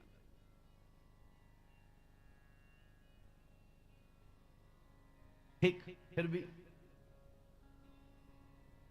मैं जब, क्योंकि ग्रमण रीति से लेट हो गया, बड़ी सुंदर बात हमको सुनाई दी। हमने ध्रुव जी को फोन किया तो महन जी पीछे से बोल रहे थे, स्पीकर में तो आवाज आती रहती है, फोन में जाती है, और ये तो इतना आवाज हो रही है। तो हमने पूछा ध्रुव जी क्या चल रहा है? बोले महाराज आपकी प्रहरी। मैंने किया यार विलम्ब हो गया, भाग भाग के आ रहा हूं मैं, फिर भी रमण गोकुल गया था आज। तो वो कान में हमको सुनाई दी, मोहन जी क्या बढ़िया चौपाई गा रहे थे उस समय हनुमान चालीसा की। तो हमको सुनाई क्या थी, क्या से क्या थी बहन जी, उसमें आता अंत में, हाँ, राम दुआरे तुम रखवारे होत न आज्ञा बिनु, होत न आज्ञा बिनु, बिनु पैसारे, बिनु पैसा। राम दुआरे तुम रखवारे होत ना। और मैंने की मान जी बड़ी जोर की बात मिल गई आज हमको।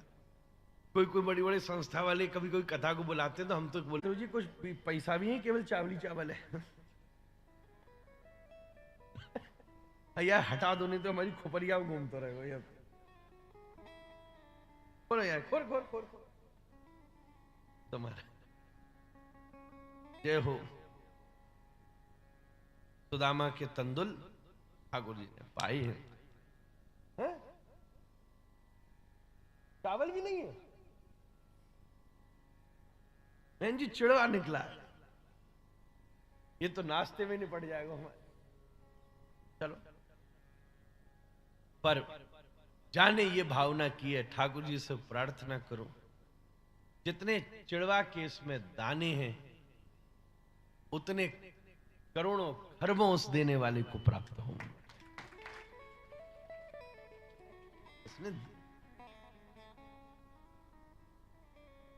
कृष्ण भजन नहीं देखते, श्री कृष्ण तो भजन देखते हैं। आपका ये भावना, हम तो नए आनंद ले रहे थे महाराज, बुरा नहीं मानना कोई। पर एक बात मैं जरूर कहूं, हमको कथा के बीच में, कथा की सबसे बड़ी सेवा यही है कि कथा में कोई विघ्न नहीं होना चाहिए। अतः अब सुदामा जी तो बेचारे धरे बैठी रह गई, तो कोई बात नहीं, भगवान ने 3 लोक की संपत्ति सुदामा जी को मंगल में भाव से प्रदान करी। भगवान तो सहज ही प्रसन्न हो जाते हैं। पत्रम पुष्पम फलम तोयम यो मे भक्त्या प्रयच्छति। एक तुलसी का दल चढ़ा दो मैं, पत्र, एक कोई भाव से युक्त अपने घर के आंगन का फूल चढ़ा दो, कोई बड़ी दिव्यता से प्राप्त किए हुए फल को चढ़ा दो। पत्रम पुष्पम तोयम जल। ठाकुर जी इन्हीं सब भावों से प्रसन्न हो जाते हैं। सुदामा जी के ऊपर भगवान की महती परम कृपा का परिवर्षित हुआ।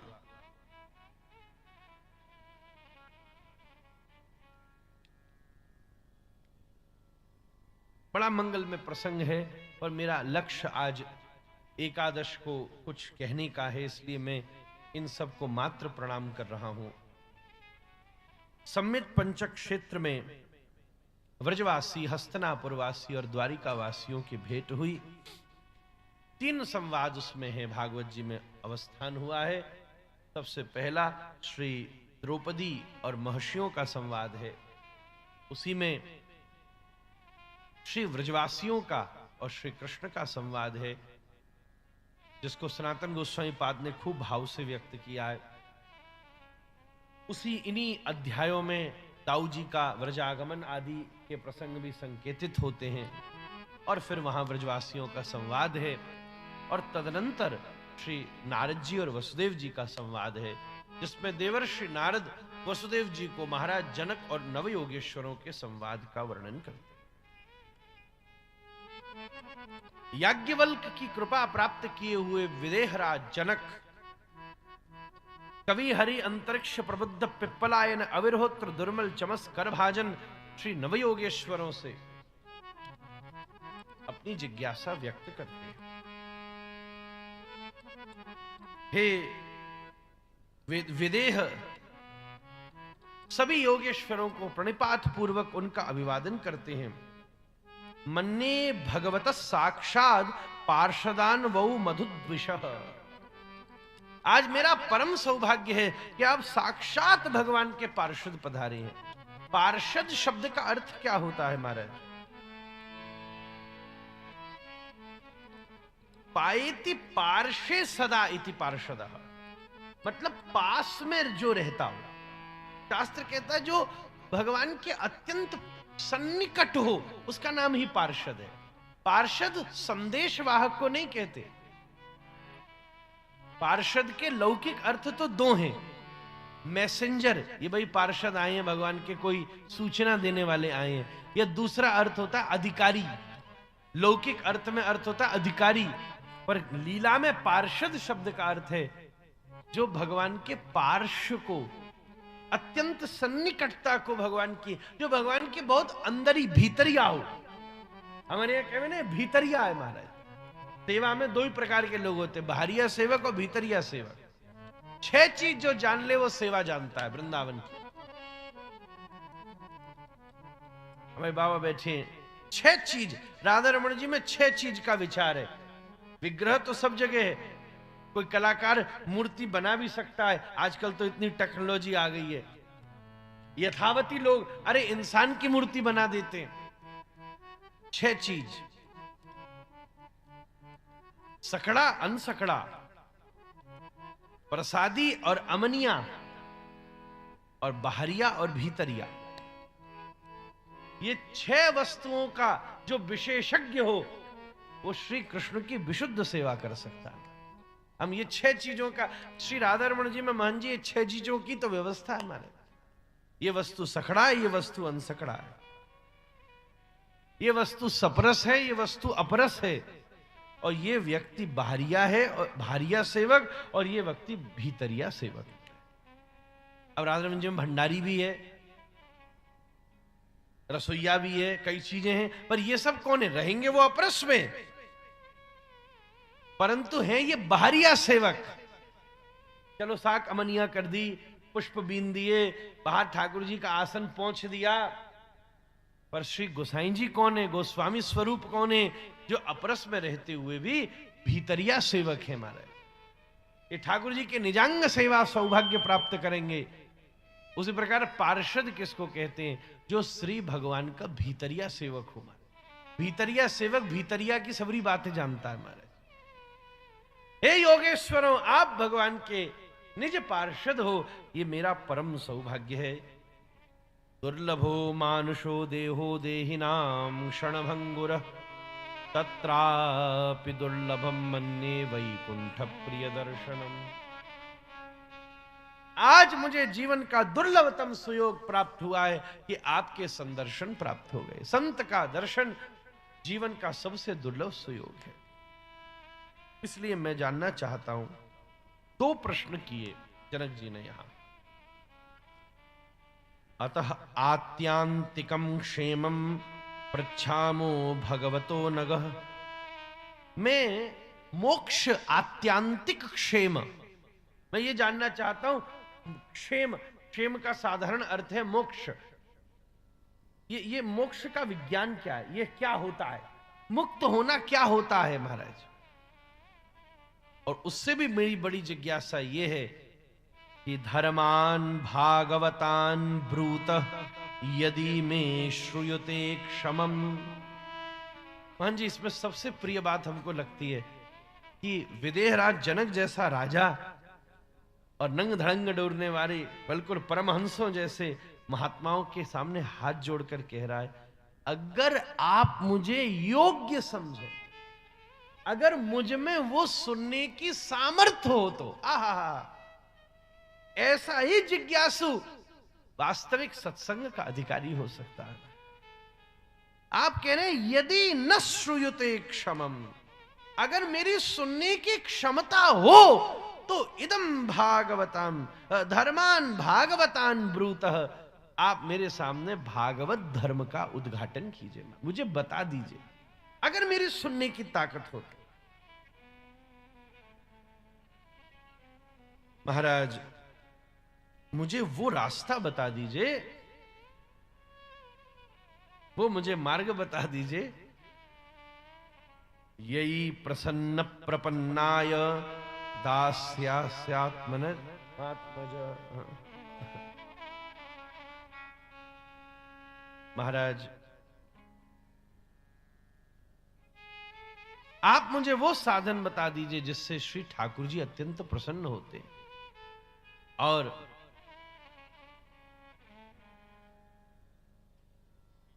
सब ठाकुर जी प्रसन्न हो गए महाराज,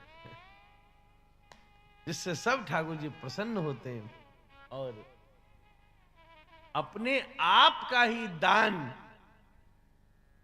उन्हें कर देते हैं।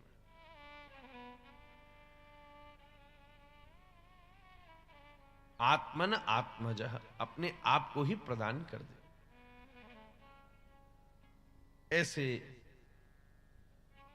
में भगवत प्रसन्न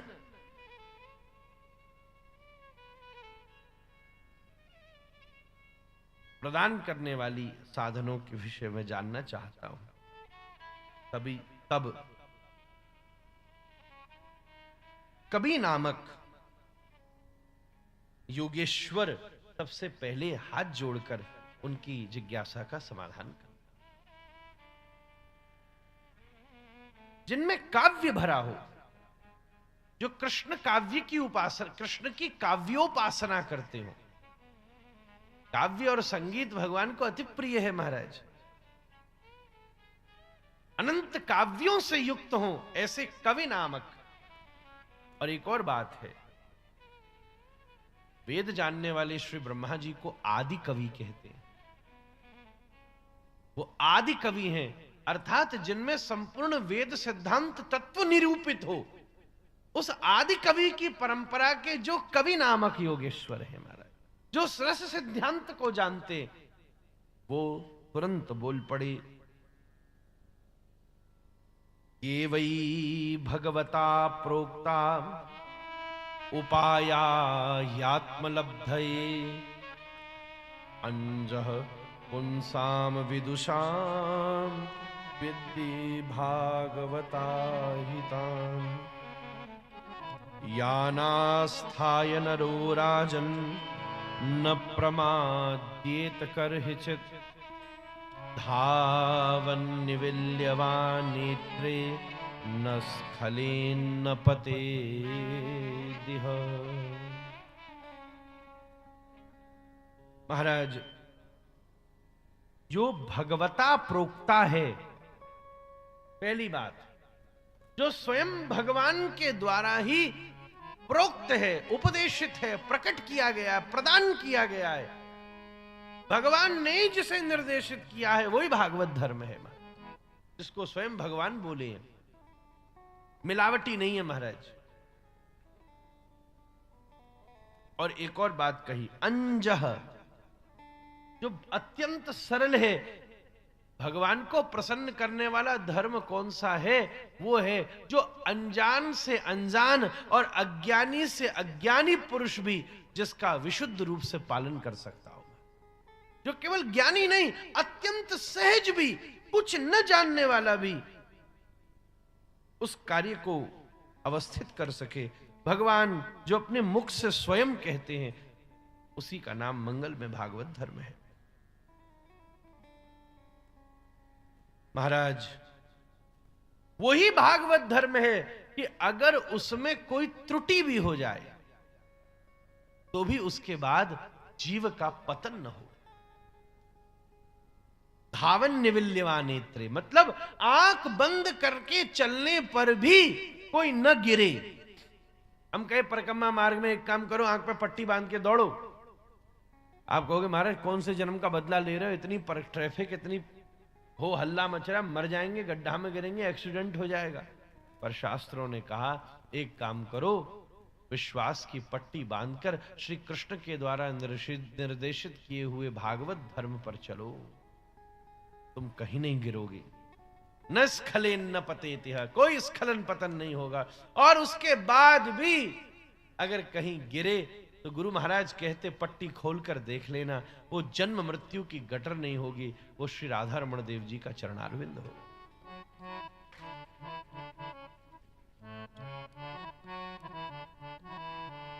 उन्हीं का आश्रय पाना। राधा रमण कृपा कर, उपकार इतना कर दो राधा रमण कृपा कर। उपकार इतना कर दो राधा रमण कृपा कर, उपकार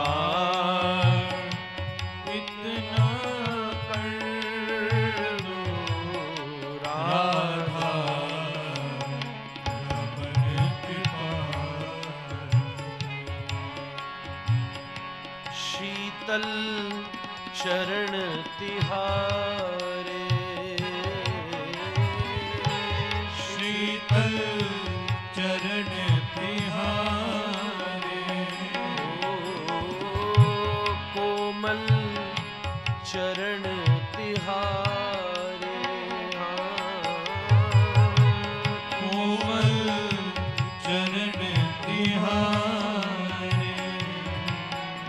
मस्तक पे मेरे धर दो राधा रमण कृपा कर, उपकार इतना कर दो राधा रमण कृपा कर। कायेन वाचा मनसेन्द्रियैर्वा बुद्ध्यात्मना वा अनुश्रेत स्वभावात्, करोति यद्यत् सकलं परस्मै नारायणायेति समर्पयेत्।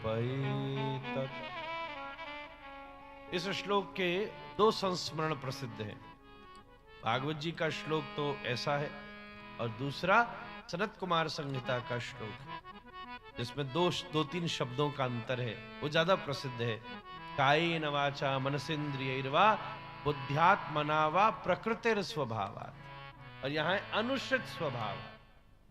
वहां है करोमि यद्यत्, यहाँ है करोति यद्यत् सकलम परस्मै, वहां है नारायणायेति समर्पयामि, और यहाँ है नारायणायेति समर्पयेत्।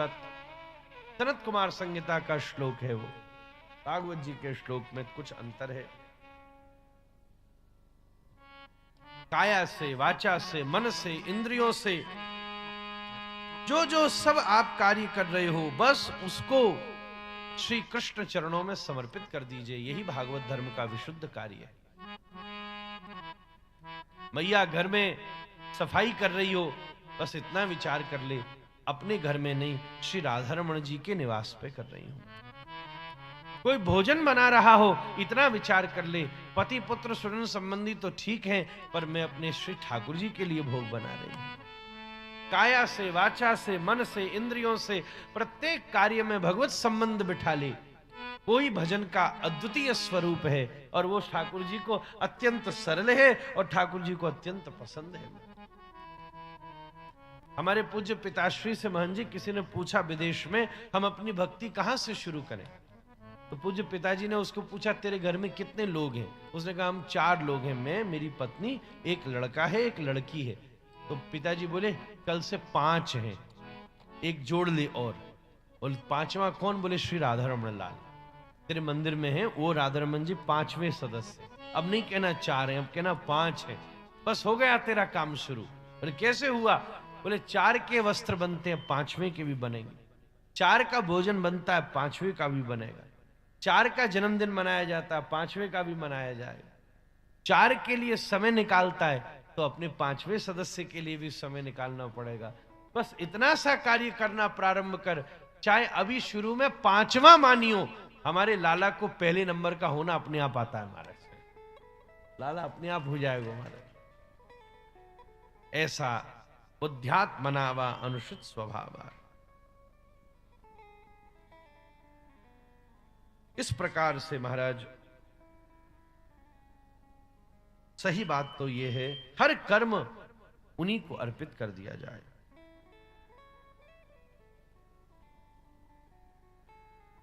भयम द्वितीयाभिनिवेशत स्यात्।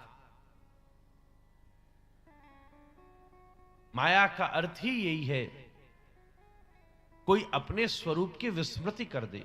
जीव का वास्तविक स्वरूप तो जीवेर स्वरूप होए नित्य कृष्णदास। एक व्यक्ति राम लीला में रावण बना, वो इतना गंभीरता से रावण बन गया कि लीला समाप्त होने के बाद वो अपने आप को रावण ही समझता था। पतली गली में ऐसे टेढ़ा जाता था, खुपड़िया टकरा जाएगी महाराज। तो कैसा हास्यास्पद हो गया।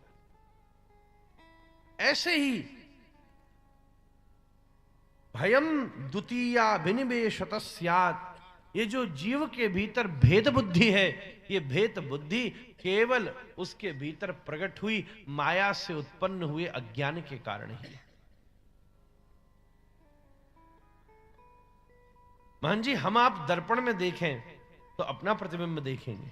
हम आप तो वृंदावन रहते हैं, बड़ा सहज दृष्टांत है।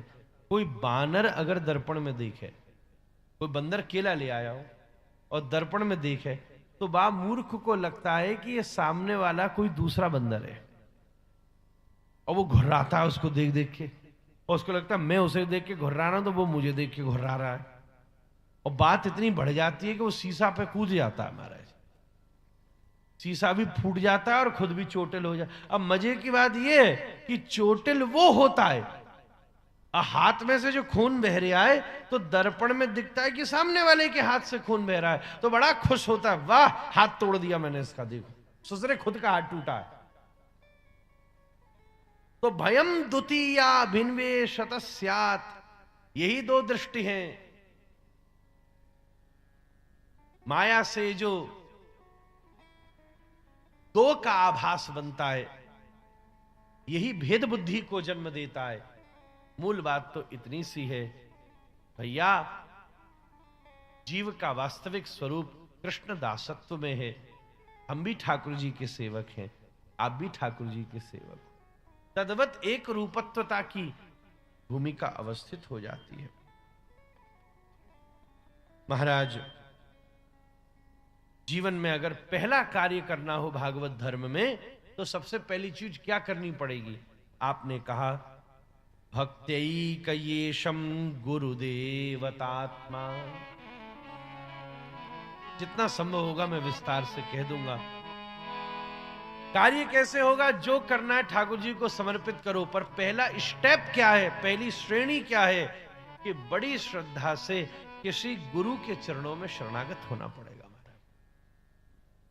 अपनी आत्मा मान के श्री गुरु चरणों में शरणागत होना पड़ेगा। श्री गुरुदेव साथ सर्वस्व हैं। भगवान ने स्वयं कहा है, आचार्यम माम विजानियात। जानियात नहीं कहा, विजानियात कहा, विशिष्ट जानियात। बड़ा मानना पड़ेगा, छोटा नहीं, और बड़ा मानना पड़ेगा। यही उसका मंगलमय स्वरूप है। तब धीरे धीरे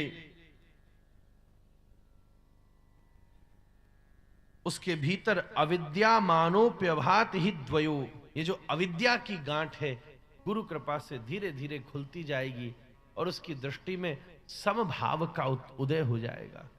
वो किसी को भी तुलनात्मक या किसी को भी प्रतिस्पर्धा, प्रतिलिप्सा, प्रतिहिंसा और द्वय दृष्टि से दर्शित नहीं करेगा, बल्कि अपने आप को अमानी मानता हुआ, दूसरे को मान देता हुआ जीवन में धीरे धीरे धीरे धीरे आगे बढ़ेगा। और फिर महाराज दूसरे आज्ञा क्या करी? गुरु आश्रय के बाद शृण्वन् सुभद्राणि रथांग पाणि जर्माणि कर्माणि च यानि लोके गीतानि नामानि तदर्थकानि गायन् विलज्जो विचरेद संग। इस श्लोक में दो की महिमा गाई है, पहली कथा और दूसरी संकीर्तन। महाराज शृण्वन् सुभद्राणि रथंग पाणे, गुरु आश्रय के बाद जो भागवत धर्म का पथिक हो उसके लिए दूसरा अभ्यास है, पहले तो गुरुदेव के चरणों में पूर्ण निष्ठित हो जाए। ये आईडी, ये क्वालिफिकेशन, गुरु आश्रय की गुरु कृपा प्राप्त करनी पड़ेगी, उसकी योग्यता के बिना कथा भी फलित नहीं होती। और दूसरी श्रेणी है कि जम करके शृण्वन, खूब जम के सुने ठाकुर जी की मंगल कथा। यहां शब्द का प्रयोग किया, मैं वृंदावन में बैठा हूं तो जरा सा रस की बात कह दूं, सुभद्राणि रथंग पाणी। भगवान की लीला के दो स्वरूप हैं मोहन जी, भद्र और सुभद्र। ऐश्वर्यमयी लीलाएं भद्र लीला है, माधुर्यमयी लीला सुभद्र लीला है। तो वृंदावन के रसिकों पासकों के लिए तो ठाकुर जी ने कहा है, कवि नामक योगेश्वर कह रहे हैं, श्री ठाकुर जी की सुभद्र लीलाओं का आस्वादन करो। ऐश्वर्यमयी लीला के द्वारा श्रद्धा का तो उदय हो सकता है, पर माधुर्यमयी लीला के द्वारा ही प्रेम का उदय हो सकता है। ये इतने महान हैं, ये इतने महान हैं, आप उससे प्रभावित हो सकते हो, पर जब ये पता चलेगा कि छछियावर छाछ पे नाच रचावे, तो हृदय में अनुराग का भी प्राकट्य हो सकता है, तभी प्रेम लक्षणा भक्ति सार्थकता को प्राप्त होगी। तो रथंग पाणी, ये कौन से रथ की चर्चा है महाराज? वैसे इस श्लोक के अर्थ में अर्थ लगता है जो भीष्म पितामह के रथ के पहिया को जैसे श्री कृष्ण लेकर के दौड़े, क्योंकि ये घटना ऐसी अद्वितीय है महाराज।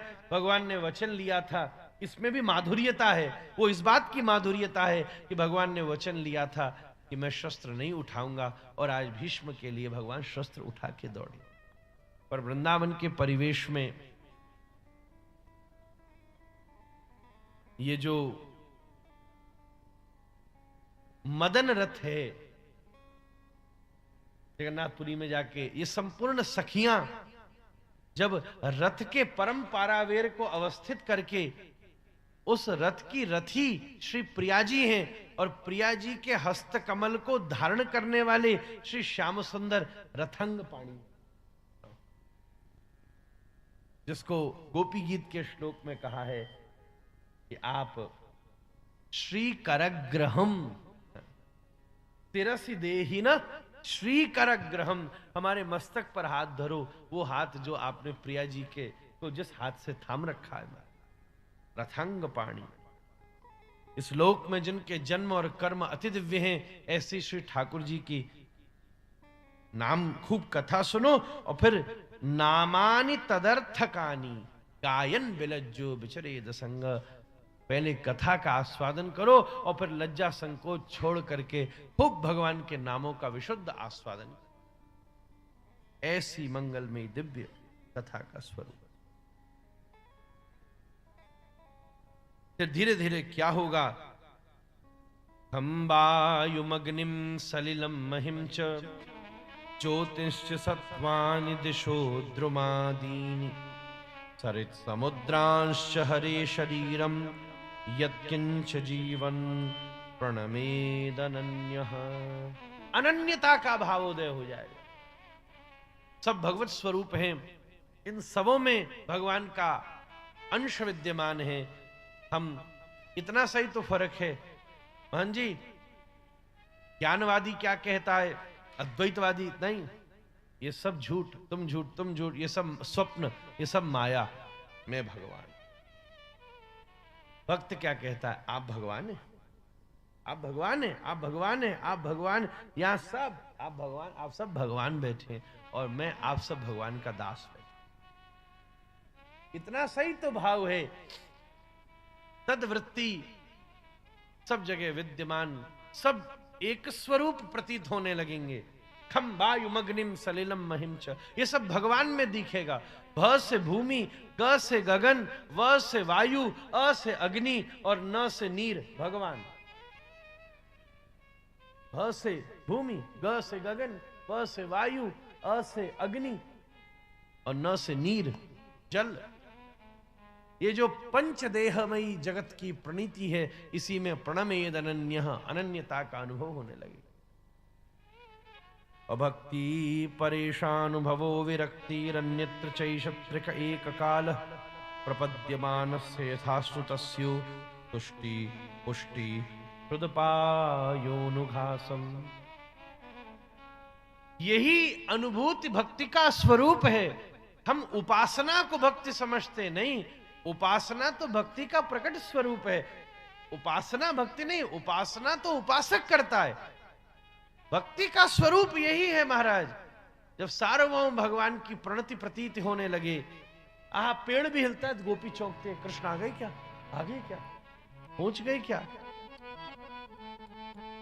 जैसे भोजन मुख में रखते ही संतुष्टि मिलती है, पुष्टि भी साथ में मिलती है और क्षुधा की निवृत्ति भी हो जाती है, ऐसे भक्ति का अभ्यास करते हुए ज्ञान और वैराग्य स्वयं साथ में हाथ जोड़कर खड़े हो जाते हैं।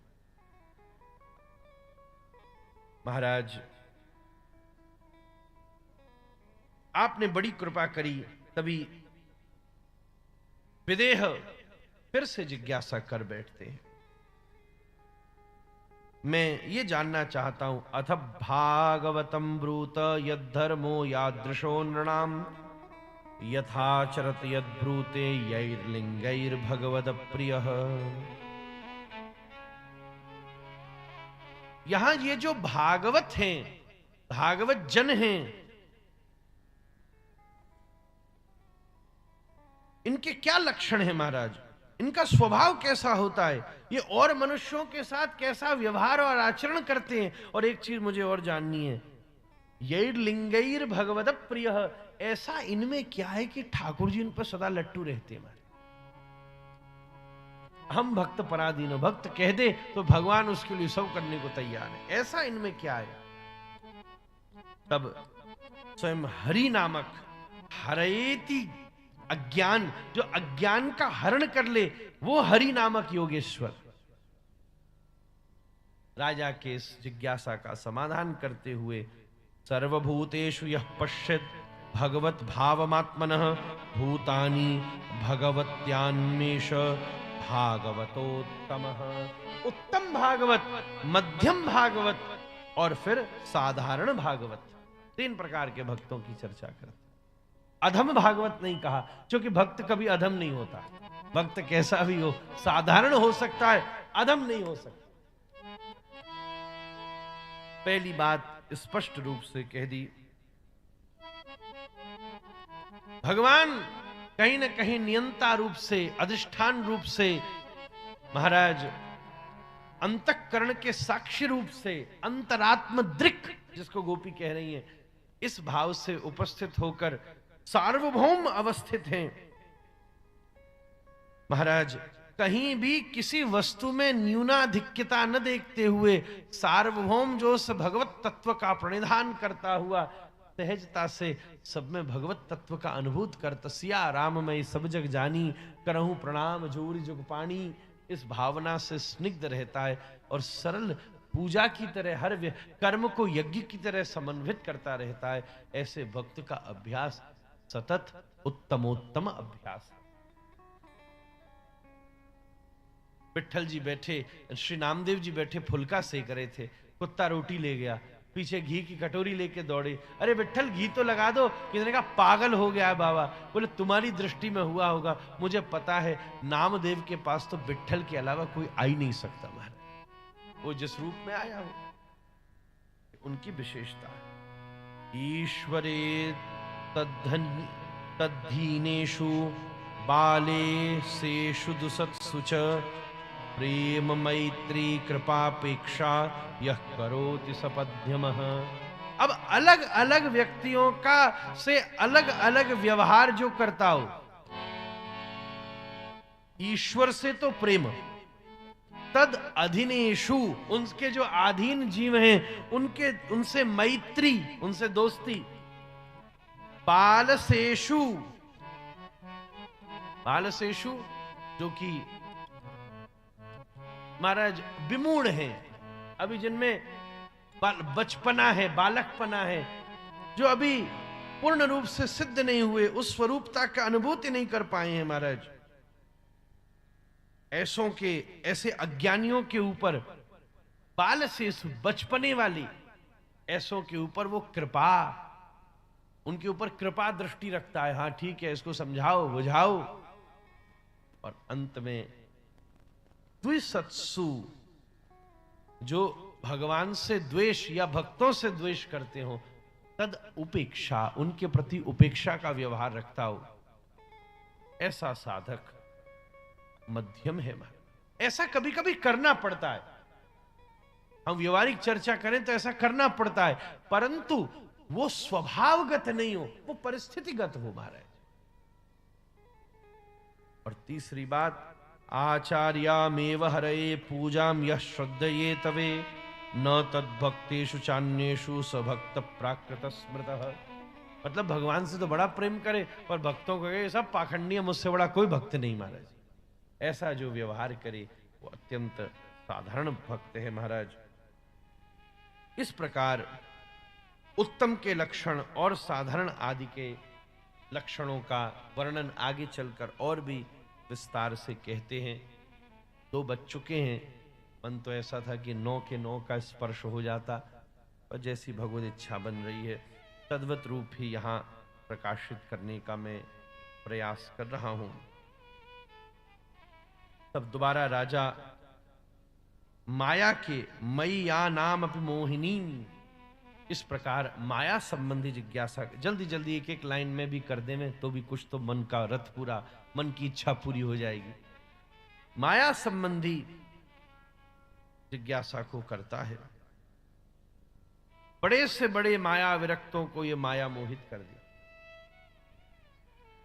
उसे कोई पहचान नहीं पाता। मैं उस माया के स्वरूप को जानना चाहता हूं। तब अंतः ईक्षते महाराज, ऐसे श्री अंतरिक्ष योगेश्वर इस अति मंगल में माया के स्वरूप का वर्णन करते हैं महाराज।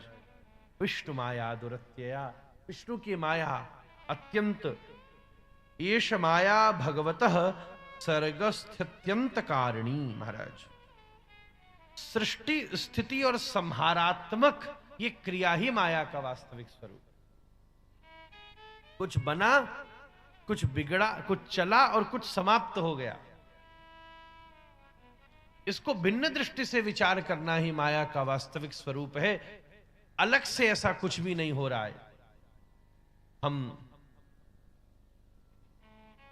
केवल अगर उसको स्वतंत्र मान लेते हैं, जैसे कोई स्वप्न देख रहा हो और स्वप्न में हो रही घटना को अगर वो जीवन में वास्तविक अनुभव करने लगे, आभासो यथा भासो यथा तमः, जैसा चतुश्लोकी में कहा, वैसे ही उसका स्वरूप है। तब फिर से राजा जिज्ञासा कर देते हैं, माया को पार करने का क्या उपाय है। और फिर प्रकृष्टेन बुद्ध, ऐसे प्रबुद्ध नामक योगेश्वर उसका समाधान करते हैं। और उसमें विशेषतः 3 प्रकार के विचारों से समाधान करते हैं। उसमें सबसे पहला है तस्मात् गुरुम प्रपद्येत जिज्ञासु श्रेय उत्तमम शाब्दे पारे च निष्णातम्। सदगुरु के चरणारविंद में आश्रित होना पड़ेगा, वही नौका है। और गुरु कौन सा है? जो शाब्दे पारे च निष्णातम्, शब्द ब्रह्म और पर ब्रह्म में निष्णात हो। मतलब भजन भी बढ़िया करता हो और बोलता भी, जिसके पास भजन भी हो और जिसके पास वचन भी हो, यहां स्पष्ट लिखा है, नहीं तो बात बनेगी नहीं। भजन खूब है, पर अगर शिष्य की जिज्ञासा का ही समाधान नहीं हुआ तो कहीं ना कहीं वो इधर उधर चला जाएगा। किसी न किसी रूप में वो अवश्य उसका समाधान करे। अगर वचन बहुत अच्छा है और भजन बहुत अच्छा नहीं है तो भी धीरे धीरे धीरे धीरे प्रभाव समाप्त होता चला जाएगा। इसलिए भजन भी एक नंबर का हो और वचन भी एक नंबर का हो, ऐसे शाब्दे पारे च निष्णातम। इस प्रकार धीरे धीरे अभ्यास करने से, फिर प्रसंग तो बहुत लंबा है पर इतना ही मैं कहूंगा, वो धीरे धीरे विकास को प्राप्त हो जाता है। तब महाराज आप मेरे सामने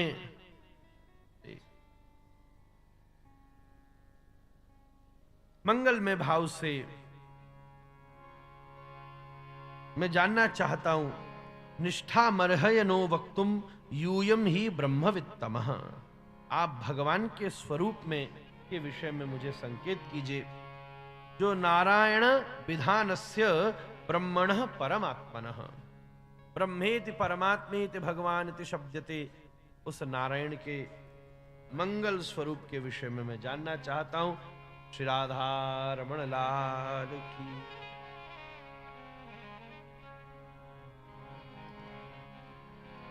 सही बात तो कही,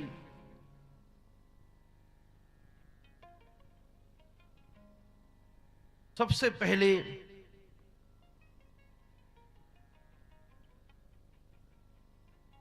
जो संपूर्ण जगत का कारणभूत है, जो साक्षी स्वरूप है, उसके अलावा कोई और व्याप्त ही नहीं हो, और जिसकी सत्ता से संजीवितानि तव देहि परम नरेंद्र, इतने का ही कहूं कि समय नहीं है, जिसकी सत्ता से सबकी सत्ता स्थापित होती है, वही भगवान का वास्तविक स्वरूप है, नारायण का वास्तविक स्वरूप है। तृष्णायुक्त भक्ति के, प्रेम लक्षणा भक्ति के द्वारा ही उसके स्वरूप को जाना जा सकता है। चेतो मलानि विदमेत गुणकर्म जानी। जब विशुद्ध प्रेम भक्ति हृदय में उत्पन्न हो जाती है तब चित्त विमल हो जाता है। चेतो दर्पण मार्जनम भवमः। और फिर गुण कर्म जानी, अपने आप उनकी लीला, उनके स्वरूप का, उनका वो कैसे हैं, उसका प्रकाश भजनानंदी भक्त के हृदय में स्वतः रूप से प्रकट हो जाता है। अब पूछते हैं, कर्म योगम बदतः न पुरुषो येन संस्कृतः। आप मुझे विशुद्ध कर्म योग का वर्णन कीजिए। कर्मा कर्म विकर्मेति वेदवादो न लौकिकः। अविरहोत्र नामक योगेश्वर कर्म के विभिन्न स्वरूपों का वर्णन करते हैं। महाराज, एक कर्म है, एक अकर्म है, एक विकर्म है। वैसे तो क्रियमान कर्म, प्रारब्ध कर्म, इस प्रकार से कर्मों के अनंत विभाजन प्रयुक्त हुए हैं। शास्त्र विहित जो है, शास्त्र सम्मत जो है, उसी का नाम कर्म है एक प्रकार से। जो वेद संपन्न है, कर्म कहते किसको हैं? हमने जो शास्त्र से के द्वारा प्रतिष्ठित किए गए कार्य को किया। जो जैसा स्वरूप होता है तद्वत ही उसके प्रति अपेक्षा जागृत होती है। और अगर वो उससे विपरीत कोई कार्य करे, स्वभाव के विपरीत कोई कार्य करे, तो जीव के द्वारा अधिष्ठान किए जाने वाले प्रत्येक स्वभाव को शास्त्रों ने सन्निवेद किया है। सर्प का स्वभाव है वो दंशन कर लेता है, अगर वो अपने स्वभाव से मुक्त हो जाए तो रस्सी बन जाता है, लेके हाथ में उंगली में घुमाते रहते हैं। सिंह का स्वभाव है कि वो हिंसात्मक है, और अपनी हिंसा की वृत्ति को छोड़ दे तो शेर और कुत्ता में फर्क क्या रह जाए? जंजीर बांध करके उसे ले जा। मैंने सबके स्वभावों का प्रकाशन शास्त्र में हुआ है, और वो उसके अनुरूप कार्य को करे तो उसी का नाम कर्म है। जो उसमें निषिद्ध है उस कार्य का संपादन करे, उसी का नाम अकर्म है। महाराज, और विहित कर्म का जो उल्लंघन करे उसी का नाम विकर्म है महाराज। विकर्म पर टीकाकार ये भी कह देते विशिष्ट कर्म। विशिष्ट कर्म का एक अर्थ बन जाता है, जैसे भक्त के द्वारा किए जाने वाले कर्म जब भगवत संबंधी होते हैं तो वो प्रारब्ध पोषक नहीं होते। भक्त के द्वारा किया जाने वाला कर्म प्रारब्ध पोषक नहीं होता, क्योंकि उसमें सेवा की प्रधानता आ जाती है, तब वो कर्म की संज्ञा में अवस्थित नहीं होता, तब वो विशिष्ट कर्म हो जाता है। उसका प्रभाव, सेवा का अर्थ ही यही है कि जब कर्म से उत्पन्न होने वाले प्रारब्ध से हम विमुख हो जाएं, उससे अप्रभावित हो जाएं। इस प्रकार फिर आगे 46वें 47वें श्लोकों में उसकी बहुत बृहद व्याख्या है।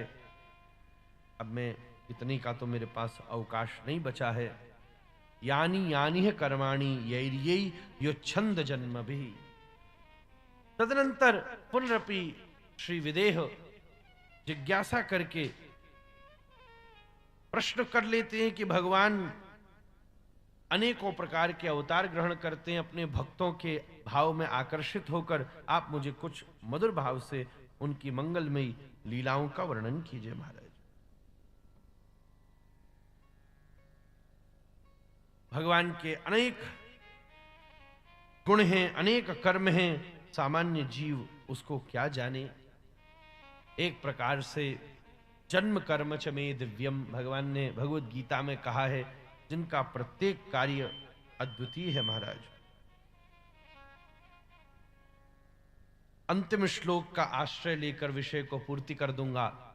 भूरिणा भूरि यशसो वर्णितानि महाभुज। भगवान की कीर्ति बड़ी अनंत है, और जैसी उनकी कीर्ति फैलती है वैसी वैसी भक्तों के भाव का सन्निधान होता है, और जैसे जैसे भक्तों के भाव का सन्निधान होता है वैसे वैसे भगवान अवतार लेते रहते हैं।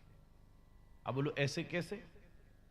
भैया श्री कृष्ण द्वारिका में प्रकट होते हैं, पर वहीं अगर श्री रूप गोस्वामी जी का भाव सिद्ध हो जाए, श्री स्वरूप दामोदर का भाव सिद्ध हो जाए, श्री सनातन गोस्वामी पाद का भाव सिद्ध हो जाए, श्री गोपाल भट्ट गोस्वामी जी का भाव सिद्ध हो जाए, और व्रज के जो श्री हरिवंश जी का भाव सिद्ध हो जाए, श्री महाराज हरिदास जी का भाव सिद्ध हो जाए, तो श्री ठाकुर जी, श्री गोविंद गोपीनाथ मदन मोहन दामोदर गोकुलानंद श्याम सुंदर, श्री राधारमण लाल, श्री राधा वल्लभ लाल, इन सब रूपों में, श्री बांके बिहारी लाल, कुंज बिहारी सरकार के रूप में, विभिन्न रूपों में भी तो अवतार ही ग्रहण कर रहे हैं। अब श्री कृष्ण की स्वतंत्र लीला है, और इन अर्चा अवतारों की अपनी अपनी लीलाएं हैं।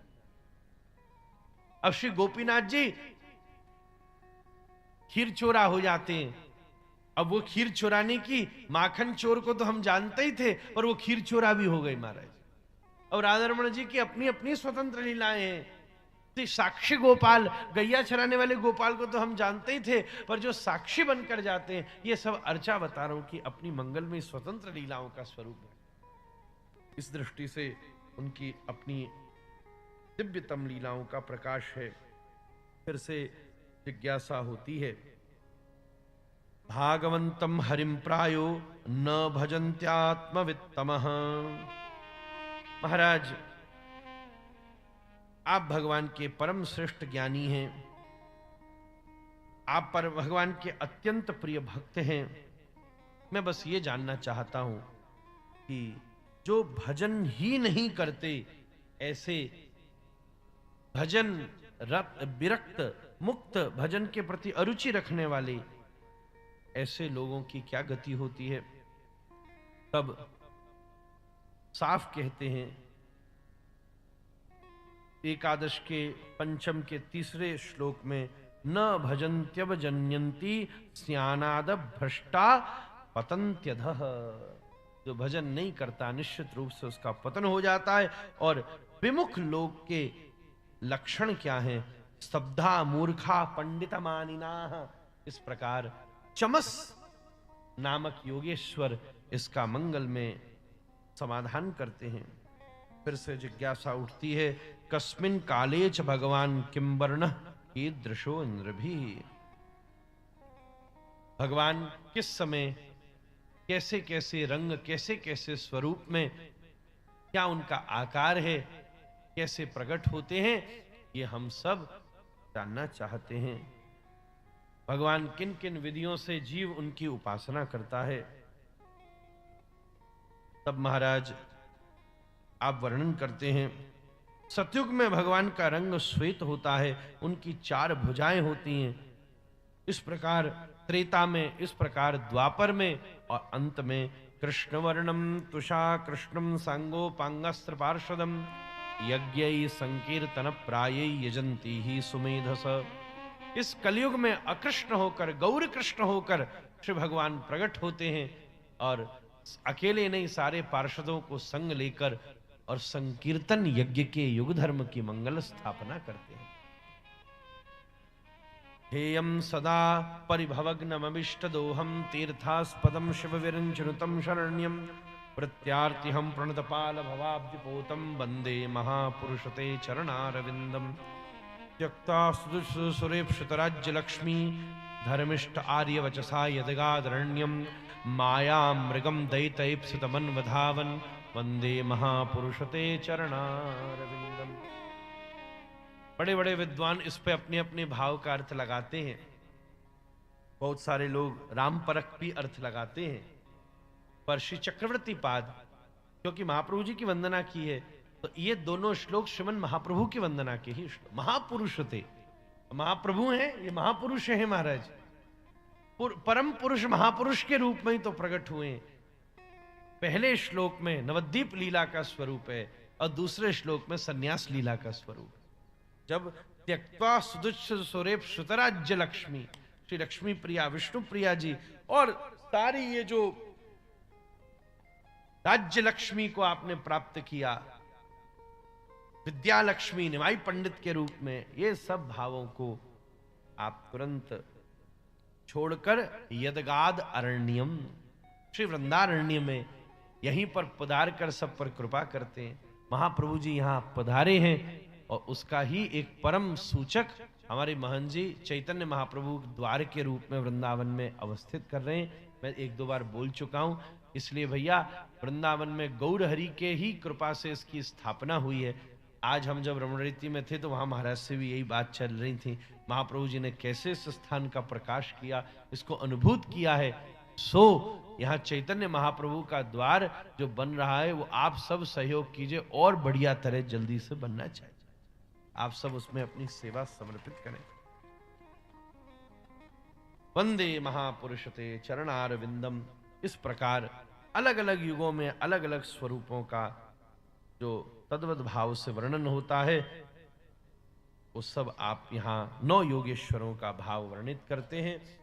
समय बहुत अतिक्रमित हो चुका है, तो जब यदुवंशी आपस में युद्ध करने लगते हैं तब भगवान उद्धव को भागवत धर्म का और उपदेश करते हैं और अपने पूर्व पुरुष यदु के चरित्र में अवधूत उपाख्यान सुनाते हैं, जिन दत्तात्रेय ने 24 और फिर कहा एक 25वां शरीर भी है, ऐसा कहकर निवेदन किया। पृथ्वी युवायुराकाश मापोग्निश चंद्रमा रवि कपोतो जगरह सिंधु पतंगो मधुकृत गजः मधुहा हरिणो मीना पिंगलास्कुरोर्भक कुमारी शरकत सर्प उर्णनाभि सुपेशुकृत। इस प्रकार 24 गुरु और फिर 25वां एक शरीर नामक गुरु को भी आपने निवेदित करके इस दिव्य गुरु तत्व का प्रकाश किया। भागवत की कथा भक्ति भक्त भगवंत गुरु की ही कथा है। पहले भक्ति की कथा से शुरू होती है, फिर नवम तक भक्तों की कथा खूब चलती है, दशम में भगवान की कथा आती है और एकादश में गुरु की कथा की स्थापना हो। ये 24 गुरुओं का मंगल में वर्णन करते हैं। आगे कहते हैं धन्यम गृहस्थ आश्रमम, आश्रमों का निरूपण करते हैं और सुखदेव जी अंतिम शब्द परीक्षित को कहते हैं मैं मरूंगा, ये पशु बुद्धि है, इसका त्याग कर और हृदय में हृदयस्थम कुरु केशव, केशव को हृदय में विराजमान कर अपने प्राणों को सुखदेव जी के सामने उसने खींचा और अपने ब्रह्मरंध्र के कमल को खिला करके सीधा नित्य धाम में प्रवेश किया। ब्रह्मा जी ने तराजू लगाया, एक तरफ सारे ग्रंथ रखे, एक तरफ भागवत, भागवत का पड़ला भारी हो गया, सारे ग्रंथ सत्यलोक में चले गए और भागवत जी सबको प्राप्त हो गई। बोलिए भागवत भगवान। जन्मे जय ने सर्पेष्ठ यज्ञ किया जिसको सत्संग में परिणत कर लिया गया महर्षि मार्कंडे ने कृपा आयु पाकर पूछा, जब कोई नहीं बचता तब भी कौन बचता है? तब करारविंदे न पदारविंदम मुखारविंदे विनिवेशयन्तम पटस्य पत्रस्य पुटे शयानम बालम मुकुंदम मनसा स्मरामि। बाल मुकुंद भगवान का दर्शन हुआ। वेदों की शाखाएं और पुराणों के लक्षण के विषय में भागवत जी में चर्चा आई है, और प्रत्येक पुराणों में किस किस प्रकार के कितने श्लोक हैं, इन सबों का निरूपण यहाँ पर अवस्थित किया गया है। तब 12वें स्कंद के 12वें अध्याय में नमो धर्माय महते नमः कृष्णाय वेदसे ब्राह्मणेभ्यो नमस्कृत्य धर्मान् वक्षे सनातनान्, इस प्रकार श्रीमद् भागवत जी के संपूर्ण सूच पत्र का पतितस्खलितश्चार्य श्रुत्वा वा विविशो ब्रुमान् हरये नमः इत्युच्चे मुच्यते सर्वपातकात्। हरये नमः हरये नमः हरये नमः। निताय गौर हरि। अंतिम श्लोक में आचार्य चरण कहते हैं, नाम संकीर्तनम यस्य सर्व पाप प्रणाशनम प्रणामो दुख समनस तम नमामि हरिम परम। नाम संकीर्तन ही श्रीमद् भागवत जी का सर्वसार है। विगत 7 दिनों से श्री गुरु कृपा से और भक्तमाली जी की परम इच्छा से, श्री राम भक्तदास जी के मंगल में, राम सेवक दास जी के मंगल में सेवा से, और हमारे श्री महंत जी के अनंत अनुग्रह से, कई वैष्णवों के मंगल सहयोग से, संत की मंगल उपस्थिति से, चैतन्य कुटी के इस गौशाला के सन्निधान, इस दिव्य मंगल में, यमुना तटवर्ती सुंदर प्रांगण में ये अद्भुत भागवत सप्ताह का दिव्य अनुष्ठान परिपूर्णमस्तु परिपूर्णमस्तु परिपूर्णमस्तु। श्री राधा रमण लाल की जय। कोई मेरे और मेरे परिकर के किसी व्यवहार वक्तव्य आचरण से कोई भूल भई हो तो मैं महंत जी और उपस्थित सभी वैष्णवों से बद्धांजलि पूर्वक क्षमा याचना करूं। अपना दास समझ के इस दोषी को सदा क्षमा करते रहिएगा। ये गुरु कृपा का ही बल है जिसने ये वाणी की सेवा करी। कहाँ इसका पता भी नहीं था, और 2 दिन पहले श्री भक्तमाली जी ने अपनी सेवा का सौभाग्य इस बालक को प्रदान कर दिया, और आनंद हुआ। कोई भी कमी त्रुटि भई हो तो वृंदावन में उसको स्वीकार ही नहीं किया जाता, यहाँ तो सब कुछ परिपूर्ण है। श्री नाम संकीर्तन से उसकी पूर्ति हो जाती है। श्री महंत जी ऐसे ही अपनी वात्सल्य में दृष्टि सदा बनाए रखें। 2 समय का सत्र चला, बड़ा आनंद आया महाराज। पर एक आध बार इस बात की बड़ी कठिनाई हुई महंत जी, क्योंकि यहाँ 1 दिन पहले शुरू हुई, वैजयंती में 1 दिन बाद शुरू हुई। अब जहाँ 2 टाइम के सत्र करने का तो दास को अभ्यास है, अभी थोड़े समय पहले शुक्ताल में कथा थी और जगह थी, तो 2 समय के सत्र में तकलीफ नहीं, पर 2 समय 2 स्वतंत्र प्रसंग हो इसकी आदत कम होती है। तो हम कबू कबू ये भूल जाते कि ससुरो कहाँ पे कहाँ तक प्रसंग पहुंचो महाराज। एक दिन तो मैं वहां बैजंती में 3रे दिन ही कृष्ण जन्म करवे को तैयार बैठो, तो मुझे याद आई, अरे ना ये तो चैतन्य कुटी में पहुंचा हूं, यहाँ भी नहीं पहुंचो महाराज। तो एक दिन तो हम श्री दामोदर बाबा से पूछे भी, दामोदर बाबा ये याद दिलाओ कल हम कहाँ तक पहुंचे थे महाराज, क्योंकि यहाँ की धारा अलग चल रही थी, वहां की धारा अलग चल रही थी, तो दोनों जगह वो बस एक लीला की। ठाकुर जी ने बड़ा आनंद कराया, पर खूब सुख मिला। आप सब चैतन्य कुटी की ऐसे खूब सेवा करते रहिए, जिसके द्वारा मैं तो ऐसा कहूं सुंदर आश्रम सामने बनी रहा है। ऐसे उत्सव बारंबार, कम से कम वर्ष में 1 बार तो ऐसा उत्सव होता ही रहे महाराज। कोई न कोई महत् पुरुष के मुख से भागवत कथा का सौभाग्य, हमारे 4 संप्रदाय के महंत हैं आप, आपके स्थान पर आप सब वैष्णव खूब सहयोग करिए, जिससे वर्ष का एक उत्सव तो खूब आनंद महोत्सव सबको बुलाई के, हाँ हमारे महंत जी सब जगह जाए के खूब माल उड़ावे, तो यहाँ के भी तो सबन को माल उड़ावे को अवसर मिलना चाहिए महाराज। तो यह दृष्टि से खूब आनंद आवे, सब भंडारों चले, खूब मौज लगे, खूब आनंद हो, खूब महोत्सव हो। आहा महंत जी के हाथ से ऐसो ही भाव से पाने को मिलेगा जैसो पिता अपने बालकन को खवावे महाराज। ऐसा मंगलमय भाव आपका प्रदर्शित होगा। आप हम सब के प्रति ऐसे ही अपनी वात्सल्यमयी दृष्टि परिवर्षित करते रहें। आपको देखते ही मेरे हृदय में बड़ा आनंद आता है, क्योंकि मैं तो बहुत छोटे से ही आपकी सन्निधि प्राप्त की है। बहुत छोटा था तब से मोहन जी आते थे, खूब आशीर्वाद देते, और कभी कभी मुझे बता भी जाते थे कि लाला ये ऐसे नहीं, ऐसे बोला करो, इसको ऐसे नहीं जोर से बोला करो, ये अपनी भंगी को ध्यान रखा करो। तो मुझे वो सब आपके निर्देश आदेश सदा स्मरण रखते हैं। इस भाव से, गुरु भाव से भी मैं आपको बारंबार दंडवत प्रणाम करता हूँ। श्री भक्तमाली जी, हाँ गोदी में खवाया खिलाया हाँ? हमारा हाँ, वो एक पूछता है। अब वो उसके टाइम तो आपको वहीं आना पड़ेगा लगे अभी। आप सभी संत महंतों को दंडवत प्रणाम करूं। श्री दामोदर बाबा रोज विराजे, सखी सभी जन हमारे श्री वाली कुंज के नवीन पट्टाभिषिक्त, पिछली कथा में आनंद हुआ, आप भी पधारते रहे। विप्रों को, सब जो आश्रम के सेवा वाले थे, कीर्तनियाओं को, आवाज वाले भैया, ये कैमरा वाले, ये पंडाल वाले, व्यवस्था वाले, प्रसादी वाले, सब के प्रति मैं खूब अपना भावोद्गार, धन्यवाद और आशीर्वाद मंगल भाव से परिणत करूं। श्री भक्तमाली जी अत्यंत प्रसन्न है, ऐसा अनुभव करता हुआ भगवान का नामोच्चारण पूर्वक इस मंगलमय सत्र का यहीं पर विश्राम करता हूं।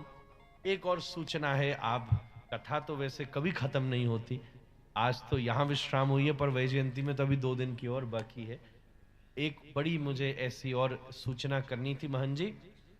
आज कथा तो वहां 3 बजे से ही शुरू होनी है, तो बस अब भट्ट जी का पूजन करूंगा जाते, और अभी कुछ दीक्षा के लिए भी लोग प्रतीक्षा कर रहे हैं। पर आज 8 बजे से विशेष एक महाराज जी की प्रेरणा से निमाई पाठशाला नाम से एक प्रकल्प चलता है, जो विविध प्रकार के शास्त्र अध्ययन आदि का कृत्य करता है। आज निमाई पाठशाला के द्वारा ठीक 8 बजे जो ज्ञान गुदड़ी में बाहर जो मैदान है, वहां पर महन जी एक भाव प्रस्तुति है, एक लीला प्रस्तुति है, प्रेम निधि पुंडरीक, श्री पुंडरीक विद्यानिधि जी के ऊपर। उसका यही उद्देश्य है कि जितने गौर पार्षद हैं उन सबके ऊपर लीला का। कुछ समय पहले श्री हरि के हरि नामक श्री हरिदास ठाकुर की लीला प्रस्तुति भई, आंगन श्रीवास का इस पर लीला प्रस्तुति हुई, गुरोर भजन विक्रमाद पर श्री नरोत्तम दास ठाकुर की लीला प्रस्तुति हुई, श्री बड़े महाराज जी अतुष गोस्वामी महाराज के द्वारा लिखित टोल नामक ग्रंथ के ऊपर श्री गोपाल भट्ट गोस्वामी जी महाराज की लीला प्रस्तुति हुई। टोल, गुरोर भजन विक्रमाद, तो आंगन श्रीवास का, हरि के हरि, ये सब क्रम में आज उस बिल्कुल पहली बार प्रेम निधि पुंडरीक नाम से श्री पितृवर्ग वृषभान स्वरूप श्री पुंडरीक विद्यानिधि जी के लीला की प्रस्तुति 15-20 मिनट की है, और ज्ञान गुदरी में जो बाहर मैदान है उस पर अवसर लगेगा। तो मैं आप सभी संतों की वहां प्रतीक्षा करूंगा। मोहन जी आप भी अगर हो सके तो, मुझे पता उत्सव है, बाबा आप भी रहे में, और सभी वैष्णव भी, प्रसादी भी वहां थोड़ी सी रखी जाएगी, जिससे आप सबको सुविधा न होवे। ये सबके आप आवेंगे तो वो लीला का उत्कर्ष बढ़ेगा तब। और जो लीला प्रस्तुति करने वाले बालक हैं वो कलाकार नहीं है, वो वैष्णव हैं। कोई व्यापारी है, कोई विद्यार्थी है, कोई IIT की तैयारी करता है, कोई IAS की तैयारी करता है, कोई CA की तैयारी करता है, कोई दिल्ली रहता है, कोई बंबई रहता है, कोई बिहार रहता है, कोई लखनऊ रहता है। ऐसे अलग अलग वैष्णव बालक हैं, रोज भजन करते हैं, शास्त्र अध्ययन करते हैं। उनके द्वारा श्री महाप्रभु के भाव से युक्त वो लीला का प्रस्तुति, कलाकार नहीं है कोई भी, बस उससे उसका प्रकाश होवेगा। तो मैं आप सबकी प्रतीक्षा करूंगा। इसी के साथ ये सब का विश्राम करूं, सभी संतों को प्रणाम करूं, श्री राम सेवदास जी महाराज के लिए खूब प्रार्थना करूं, श्री भक्तमाली जी को मंगल प्रणाम करता 2 मिनट भगवान का नाम लेता हुआ सत्र का विश्राम। हरे Krishna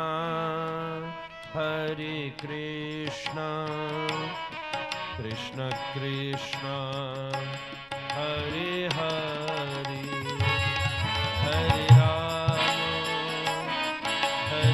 Ram Ram Ram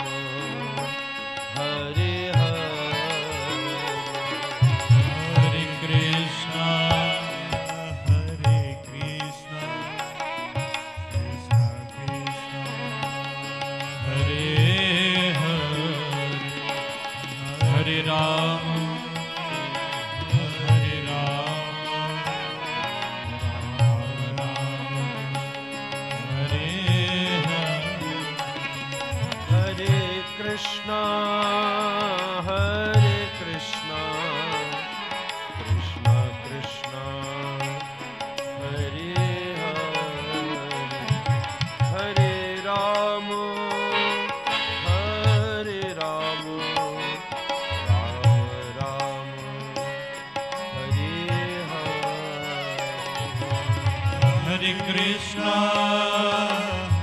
Hare Krishna Krishna Krishna Hare Hare Hare Rama Hare Rama Rama Rama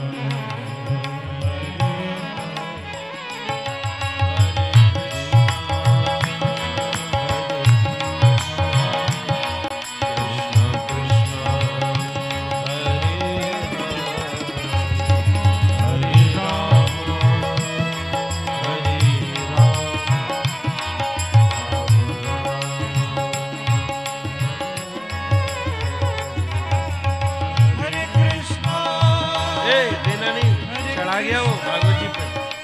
Krishna Krishna Baijanti ले जाओ। हरे राम राम राम हरे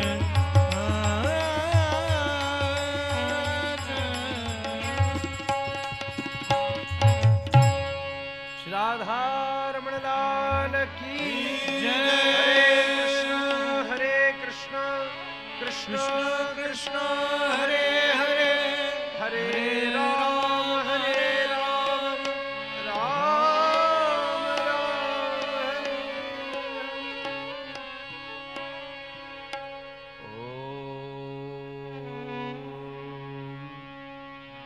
पूर्णमदः पूर्णमिदं पूर्णात् पूर्णमुदच्यते पूर्णस्य पूर्णमादाय पूर्णमेवावशिष्यते। ॐ शान्ति शान्ति शान्तिः। श्री राधा रमणार्पणमस्तु। श्री गुरु गौरांगो जयतः।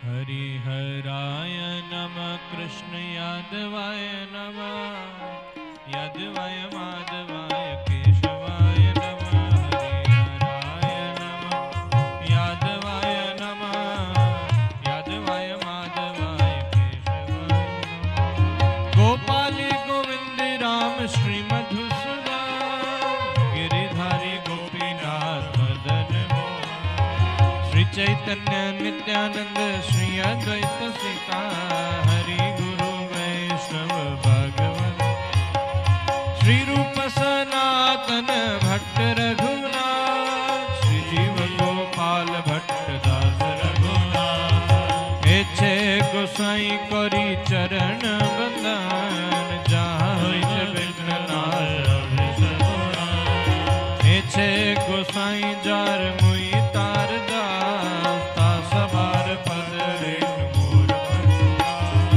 तदेर चरण से विभक्त सनेवा जन्म जन्म होई अभिलाष एछे गोसाई जबे ब्रज कोई नवा राधा कृष्ण नित्य लीला कोई ना प्रकाश आनंद बोलो हरि भज वृंदावन आनंद बोलो हरि भज वृंदावन श्री गुरु वैष्णव पदे मजाई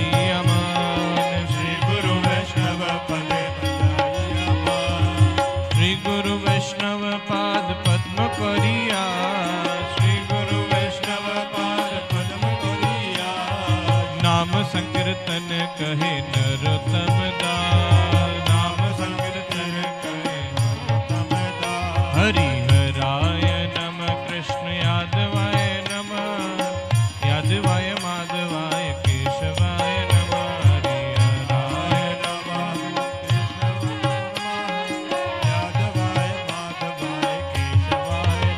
हरि बोल हरि बोल हरि बोल हरि बोल हरि बोल